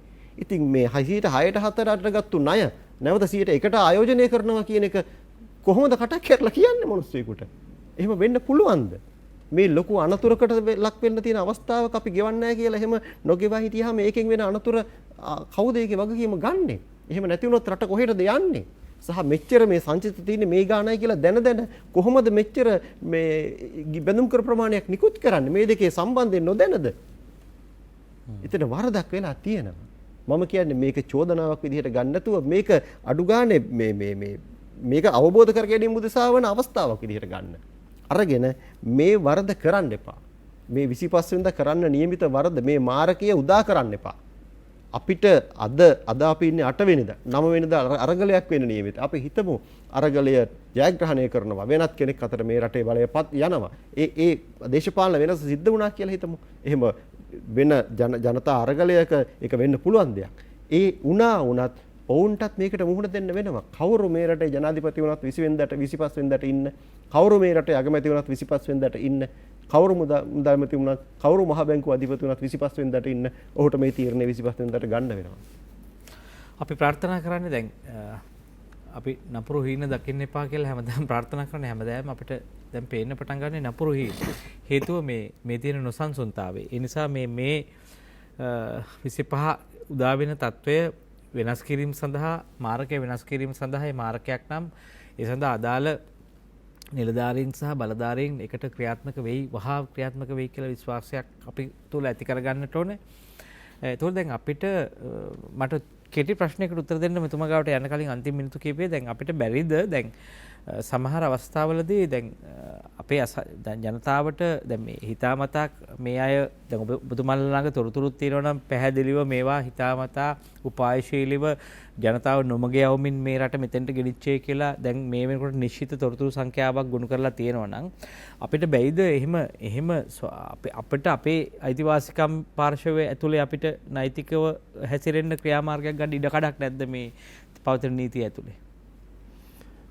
අවස්ථාවක් තියෙනවා කියන්නේ කෙනෙකුට පුළුවන් අධිකරණයට ගිහිල්ලා මේ විදියට මේක වෙන්න කරන්න එපා කියන එක සම්බන්ධයෙන් අධිකරණ නියෝගයක් ගන්න පුළුවන්. ඒ කියන්නේ දැන්ටමත් අර කියන නඩුවක් තියෙනවා නම් ISB ගෙවන්න එපා කියලා නියෝගයක් කියලා. ඒ නඩුවට මැදිහත් වෙලා මැදිහත් පාර්ශ්වකාරයෙක් විදියට ඊට එරෙහිව තමන්ගේ කරුණු දැක්වීමේ අවස්ථාව තියෙනවා. එහෙම නැත්නම් ඒ නඩුවේ පාර්ශ්වකාරයන්ට ඒ අවස්ථාව තියෙනවා. නැත්නම් වෙනමම කෙනෙකුට අධිකරණයට ගිහිල්ලා තමයි මේ අනතුර වෙන්න අරින්න එපා කියන අවස්ථාව එහෙම ඒ ඉල්ලීම කරන්න අවස්ථාව තියෙනවා. අධිකරණයට යන්න පුළුවන් අවස්ථාව තියෙනවා. අපි කරන්නේ මේ තොරතුරු සොයාදීම සහ මම නීතිඥයෙක් විදිහට මට කරන්න පුළුවන් වෙන්නේ. ඒකට සහාය වීම. ඒක යන්න කෙනෙක් ඉදිරිපත් විය යුතුයි. කෙනෙකුට ඒ අවස්ථාව තියෙනවා. ඔව් වසන්ත බණ්ඩාර මහත්මයා දැන් අපිට මේ පිළිබඳව අපි පහුගිය කාලේ සමහර දේවල් තේරුම් ගත්තේ දැන් කෝප් කමිටුව වගේ දේවල් හරහා දැන් අපිට තේරුණා මේවා අපේ ආයෝජන අපේ මුදල් වියදම් කිරීම අපේ වෙච්ච යම් අඩුලුහුඩුකම් සම්බන්ධව දැන් යම් අපේ විශ්වාසයේ යම් ප්‍රමාණයක් රැඳිලා තිබුණා. දැන් ඔබතුමා යම් කරපු අදහස් දැක්වීම වලදී ටිකක් මට හිතෙනවා ඒ කෙරෙහි තිබ්බ විශ්වාසයත් පළුදුනාදෝ කියලා මට සැකයක් ඇති වෙනවා. දෙවෙනි එක ටිකක් අභියෝගයටත් ලක් වෙනවා. දැන් කෝප් කමිටුවක් වගේ ඉස්සරහට ඇවිල්ලා ටිකක් ආයෙ නැවත ජනතාව යොමුනොමග යවන්න තොරතුරු දෙනවදෝ කියන එක ඇතුලේ ජනතාවගේ විශ්වාසය හැමතින්ම බිඳින ස්වරූපයක් තියෙනවා. දැන් ඒකට මේ සම්බන්ධව අපි කාවද විශ්වාස කරන්නේ? මොකද්ද අපිට මේ දේශපාලනිකව එළඹෙන්න පුළුවන් ප්‍රවේශය? මෙම ඇතරම කෝප් කමිටුවේ අපේ සභාපතිතුමා මහාචාර්ය චරිතයරත්නතුමා ඉතා හොඳ මෙහෙවරක් කරනවා. ඒ ගැන වාදයක් නැහැ. හැබැයි ඒකට තියෙන බලතල සීමිතයි. ඉතින් ඒ නිසා එතනට ඇවිල්ලා දැන් අර විදුලි බල මණ්ඩලයේ හිටපු සභාපතිවරයා දැක්කනේ කී පතාව බොරු කියපු හැටි මගේ මානසික ආතති නිසා මේම කිව්වයි කියලා කියපු දේ වෙනස් කරා. ඒතර මේ රාණි ජයමහා මැතිනියත් සම්පූර්ණ සත්‍ය කිව්වේ නැහැ කියලා අපිට හිතෙන්නේ. මගේ නම් පුද්ගලික අදහස එතන ජනාධිපතිතුමාත් වරදක් කළා තියෙනවා. දැන් කොමිසමක් මේ අලුත් ව්‍යවස්ථා සංශෝධන ගේන්නෙත් මේ වගේ ස්වාධීනත්වය ගැන කියන්නනේ. මේ මෙහෙම පත්කිරීම කරද්දි. ඒතකොට දැන් හිතන්න රාණි ජයමහා කියන මහත්මිය අවුරුදු 30 ගානක් මහ බැංකුවේ වැඩ කරපු කෙනෙක්. IMF එකට එතකොට මේ ලෝක බැංකුවේ උපදෙස් දෙන කෙනෙක්. එයාගේ දැනුම පිළිබඳ ප්‍රශ්නයක් නෙමෙයි මම කියන්නේ. හැබැයි එයා මේ මහ බැංකුවේ නිලධාරීන් සමග සමීප සම්බන්ධයක් තියෙන ගනුදෙනු කරපු කෙනෙක්. එතකොට එයා එතන හිටියම මූල්‍ය මණ්ඩලයේ ස්වාධීනත්වය එතන තියාගන්න බෑ. රයිට්. ඒතකොට ජනාධිපතිතුමා කරපු ඒ පත්කිරීමම වැරදි. එතුමියගේ දැනුම පිළිබඳ ප්‍රශ්නයක් ගැන නෙමෙයි මම කියන්නේ. එතුමියට වෙන උපදේශක තනතුරක් දුන්නට කමක් නැහැ. එතකොට එතුමිය අර කතාව අර ඒ දැන් මේ ඇත්තටම ඒ උනේ මොකද්ද කියලා කෝප් කමිටුවට කියලා නැහැ. මම ඒක අහුවා සභාපතිතුමාගෙන්. ඒ කියන්නේ තුන්වෙනිදා එතුමිය කියලා තියෙන්නේ මොකද්ද කෝප් කමිටුවට මේක අපි දිගින් දිගටම මේ අවප්‍රමාණය කරන්න කියලා හිටියා. මේක කරන්න සමහර සමාජිකයෝ ඉඩ දුන්නේ නැහැ. ඒ හින්දායි මෙහෙම උනේ කියලා විතරයි කියලා තියෙන්නේ. ඒක සම්පූර්ණ සත්‍ය නෙමෙයි. ඒතර මාර්තු 3 තීන්දුවක් ගන්නවා. එතුමියත් ඉන්න තැන 5 දෙනෙක්ගෙන් 3 දෙනෙක් තමයි එතන කෝරම් එක මේ ඝන පූර්ණය. එතුමියත් ඉන්න තැන තීන්දුවක් ගන්නවා. ෆ්ලෝට් කරන එක වැරදි. ඒක විනාශකාරී වෙන්න පුළුවන්. මේ පනත සංශෝධනය කරලා මේ උන්ඩියල් හවල් කළු වෙළඳ පොළ පාලනය කරන්න නැතුව මේක අතෑරියොත් අපිට පාලනයක් නැති වෙනවා. අපි ලොකු අමාරුවක වැටෙනවා කියලා. ඒ නිසා රුපියල් 10කින් පමණයි අවපමානය කරන්න ඕනේ කියලා. ඒතකොට එතුමියත් ඉන්න කර ගත්ත තීන්දුව දවස් 4කින් පැය 4ක මීටිමක් කැඳවලා මහ බැංකුව අධිපතිවරයා ගුවන් යානයේ ආපසු කැඳවලා එහෙම කරපු එක හරිද? ඒතර ඒ ගැන තොරතුරු ඇය කියලා නැහැ කෝප් කමිටුවට. කෝප් කමිටුව සභාපතිතුමා දන්නේ නැහැ ඒක හංගනවා එයා. ඒක හංගලා තියෙනවා. එතකොට මේ මහා තාක්ෂණික වරදක් ඒක. අර දවස් 4ක් ඇතුළත මහා පර්යේෂණයකින් හොයාගත්තද දිව්‍යඥානය පහළ වුණාද? අරගත්ත තීන්දුව වෙනස් කරන්න. බලපෑමකට යටත් වුණා. ඒතර මේක ගමගේ මැතිතුමා මේ බලපෑම් ක්‍රියාවලියක් මේකේ තියෙනවා. මේ පාත්ෆයින්ඩර් ආයතනයේ මේ ඉන්ද්‍රජිත් කුමාරසිංහ මැතිතුමත් පාත්ෆයින්ඩර් ආයතනයේ ප්‍රධාන නිලයක් දරන කෙනෙක්. මේ ඉන්දියාවට අපිව ගොදුරු කිරීමේ මෙහෙයුමේ පාත්ෆයින්ඩර් සංවිධානයේ ඉන්නවා කියන එක සම්බන්ධයෙන් බරපතල චෝදනා තියෙනවා.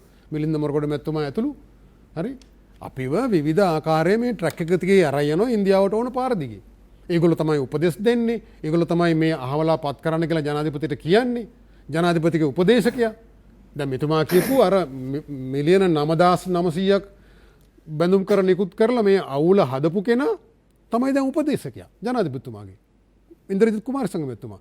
එතුමා තමයි මේ ඉන්න නව සභාපති සහ බණ්ඩාගාර ලේකම් පත් කරන්න මහ බැංකුවේ පත් කරන්න කියලා කියන්නේ. ඇත්තටම මේක වසන්ත බණ්ඩාර මහත්මයා අපිට එහෙම හැරෙන්න පුළුවන් දාපව දැන් මේ වෙලාවේ බහුතර ජනයාගෙන් ඇහුවොත් එහෙම සාමාන්‍ය කැමැත්ත මොකද්ද කියලා දැන් තෙල් දෙන කෙනා අපි රජ කරන්න කැමතියි කියේ. දැන් මං කියන්නේ මේ එතෙන්ට අරන් ගිහලා තියෙන දැන්. නෑ ගමකෝත මෙහෙමයි දැන් යුද්ධේ කාලෙත් ඔව් මං කියන්නේ මේ බඳු ජනතාවක් මේ බඳු පීඩාවක් මෑත ඉතිහාසයේ කිසිම දවසක මිනිසුන්ට ඇවිල්ලා නැහැ.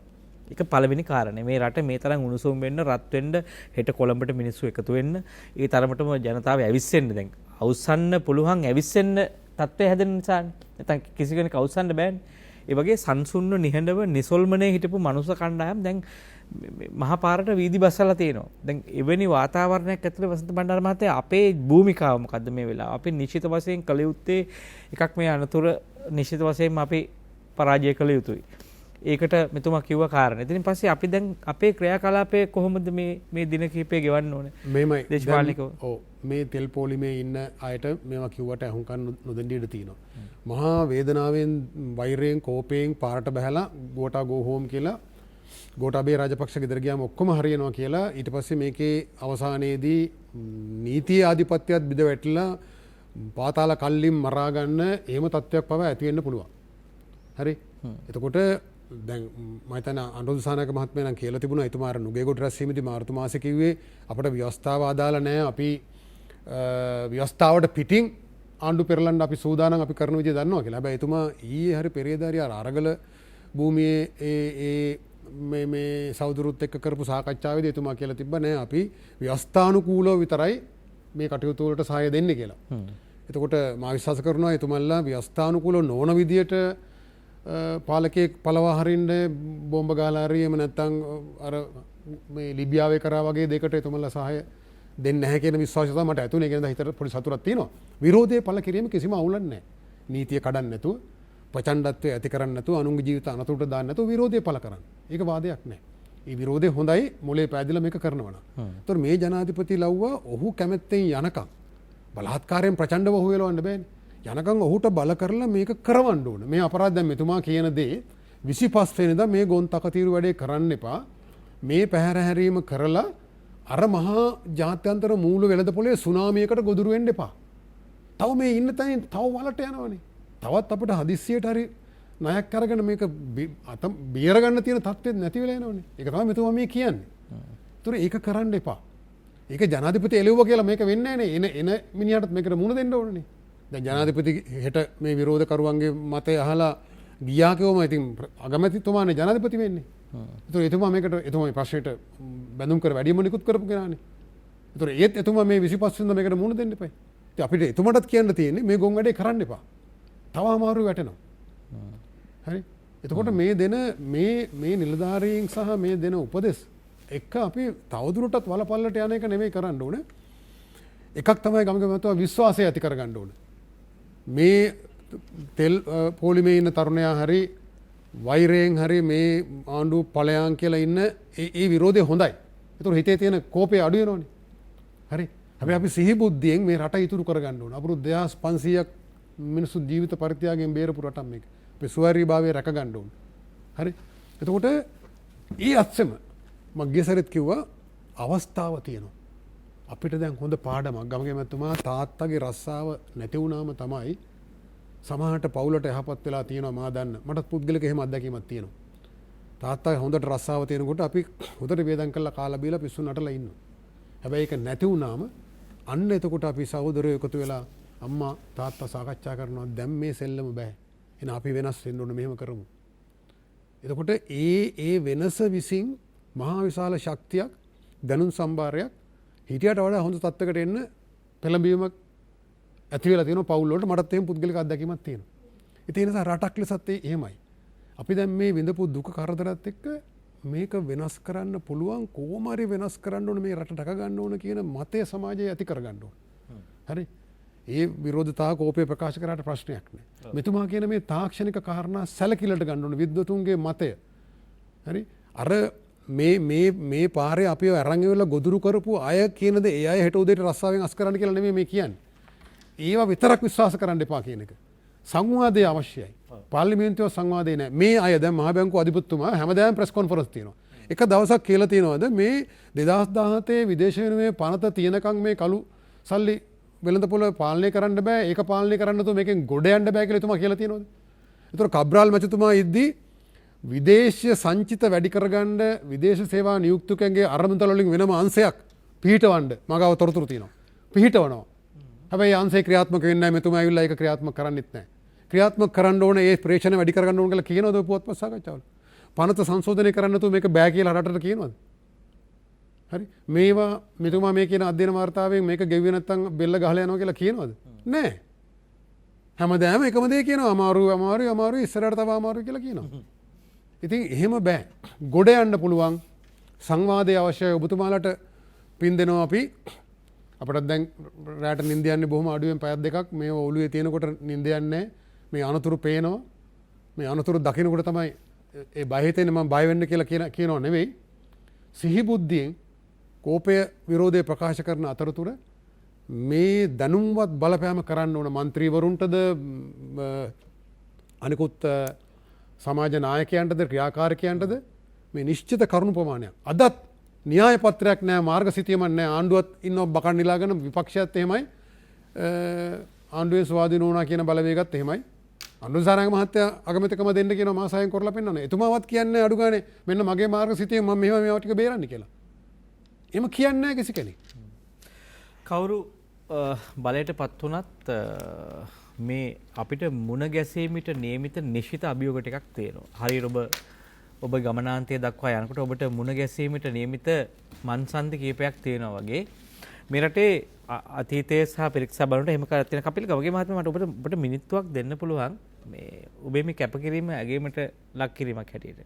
දැන් ඔබේ මේ මහා හෙළිදරව්ව දැන් මේ සම්බන්ධව ඔබ මේ දින කිහිපය ඇතුලේ ඔබ යම් වැඩක් කරනවද මේක තව ජනගත කරන්න උත්සාහ කරනවද මේක කතා බහ කරනවද අදාළ නිලධාරීන් සමග එහෙම සාකච්ඡාවක් තියෙනවද ඔබට? නෑ ඒකට අවශ්‍ය කරන එක අවස්ථාවක් විදිහට තමයි මේ ඔබ දීපු අවස්ථාව අපි පාවිච්චි කරේ ජනගත කරන්න. ඊට අමතරව මේක දැන් මම මේ අධ්‍යයනය කරලා තියෙනවා කියන එක දැන් කියලා තියෙනවා. එතකොට මෙතනින් එහාට මේක අවශ්‍ය අයට මේක අරගන්න පුළුවන්. ඒක සම්බන්ධයෙන් මට දෙන්න පුළුවන් සහයෝගය ඉස්සරහටත් දිගටම දෙනවා. ඔව් මම හිතන්නේ මේ අපි මේ සම්බන්ධය හැදුවා තව කෙනෙකුට සැක සංකා තියෙනවනේ මම හිතන්නේ එතුමන් ගාව මේ විශාල පරීක්ෂණ වාර්තාවක් තියෙනවා. ඒ සම්බන්ධව ඔබට තොරතුරු ඉල්ලගන්න දැනගන්න පුළුවන්. ඒකත් ඒ බවත් මතක් කරමින් මම මේ විශේෂ ස්තුතියක් කරන්න ඔබතුමාලට දැන් මේ ඔබතුමා විශේෂයෙන් කොළඹ ඉඳන් මෙතෙන්ට ආවේ. තා බොහොම අමාරුවෙන් මම හිතන්නේ මේ සම්බන්ධව තෙල් ටික හොයාගෙන මෙතෙන්ට ආවේ. ඉතින් මේ සම්බන්ධව රට මැදට ආවේ. රට මැදට ආපු ඔබතුමන්ට ඒ වගේම මේ ජූලි 25 මාරකයේ පිළිබඳව මේ ආර්ථික ඉතිහාසයේ මේ ණය ගනුදෙනු ඉතිහාසයේ නරකතම දරුණුතම පුපුරායාම සම්බන්ධව යමක් අධ්‍යයනය කරමින් එක ජනතාවට බෙදා දෙන්නට ආවට බොහොම ස්තුතියි නීතිඥ කපිලගේ ගමගේ මහත්මයා. අපි හැමෝටම කියන්නේ පරිස්සමින් ඉන්න කියලා මේ මොකද මේ දවස්වල මේ තොරතුරුත් එක්ක ගනුදෙනු කරන අයටත් යම් අනුතුරු වෙන්න ඉඩ කඩ තියෙන නිසා. ඒ වගේම මේ වසන්ත බණ්ඩාර මහත්තයා බොහොම ස්තුතියි ඔබතුමන්ටත්. මා ඔබතුමා බොහොම කැමැත්තක් තිබෙත් නෑ මා මගේ මේ කාරණේ දේශපාලනික විග්‍රහ කිරීමට ඔබට ඉතා පුළුල් පරාසයක් තියෙන නිසා ඔබතුමාට ආරාධනා කරේ. මොකද මේ ප්‍රශ්නයත් එක්ක ඔබ ජීවත් වෙන නිසා අපි හැම ඕන කෙනෙකුට මේ වඩා හොඳින් ඒක මේ අධ්‍යයනය කරපු කෙනෙකුට තමයි ඒක කියන්න පුළුවන් වෙන්නේ. ඒ නිසා අපි ඉතිහාසය දන්නවා මේ බොහෝ අය ඊටාම ලොකුවට පෙවුනට කුඩා මිනිසුන් එක තමයි අපි ජීවත් වෙලා තියෙන්නේ. ඒ නිසා අපි ලොකු ඇඳුම් ඇඳගත්ත කුඩා මිනිසුත් එක්ක ජීවත් වීමේ ප්‍රතිඵල හැටියට අපි හැමෝදාම මේ අද තත් වෙලා තියෙන දුකටපත් වෙනවාම තමයි. ඒ නිසා අපි ඉස්සරහට හොඳ මිනිසුන් ලොකු මිනිසුන් තරන්ට අවශ්‍යයි. නීතියට වඩා සංස්කෘතියෙන් පාලනය වෙන විශිෂ්ට නැන ගුණ සහිත මිනිසුන් අවශ්‍ය වෙලා තියෙන රටට මම හිතන්නේ උගතුන්ට මේ කාරණේ කරන්න බැරි වෙයි ඉස්සරහට. වඩා අවංක හොඳ මිනිසුන් අවශ්‍ය වෙයි. හිතතුනි අද නිනාද සජීවී සංවාදයෙන් අපි සමුගන්න සූදානම්.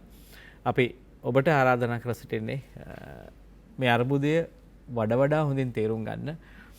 ඔබ මුණ දෙන අර්බුදය අසනීපයේ ගැටලුව ඔබ හොඳින් තේරුම් ගත්තොත් තමයි ඊට ප්‍රතිකාර ගන්න පුළුවන්. ඔබට ඒ වගේ තමයි සමාජ දේහය මුණ දීලා තියෙන අර්බුදය වඩා හොඳින් තේරුම් ගත්තොත් අපිට ඒකට නිවැරදි ප්‍රතිකාර ක්‍රමයක් කරන්න පුළුවන්. ඒ නිසා පරිස්සමෙන් ඉන්න අපි ඔබට ආදරෙයි. ඔබ හැමදාම ඉන්නේ සටන් බිමක් කියලා හිතන්න. පරිස්සමෙන් අරගලය කරන්න. අපි ගිහිල්ලා එන්නම්. ඔබට ජයග්‍රහීට දවසක් ප්‍රාර්ථනා කරනවා. ඔබට සුබ රාත්‍රියක්.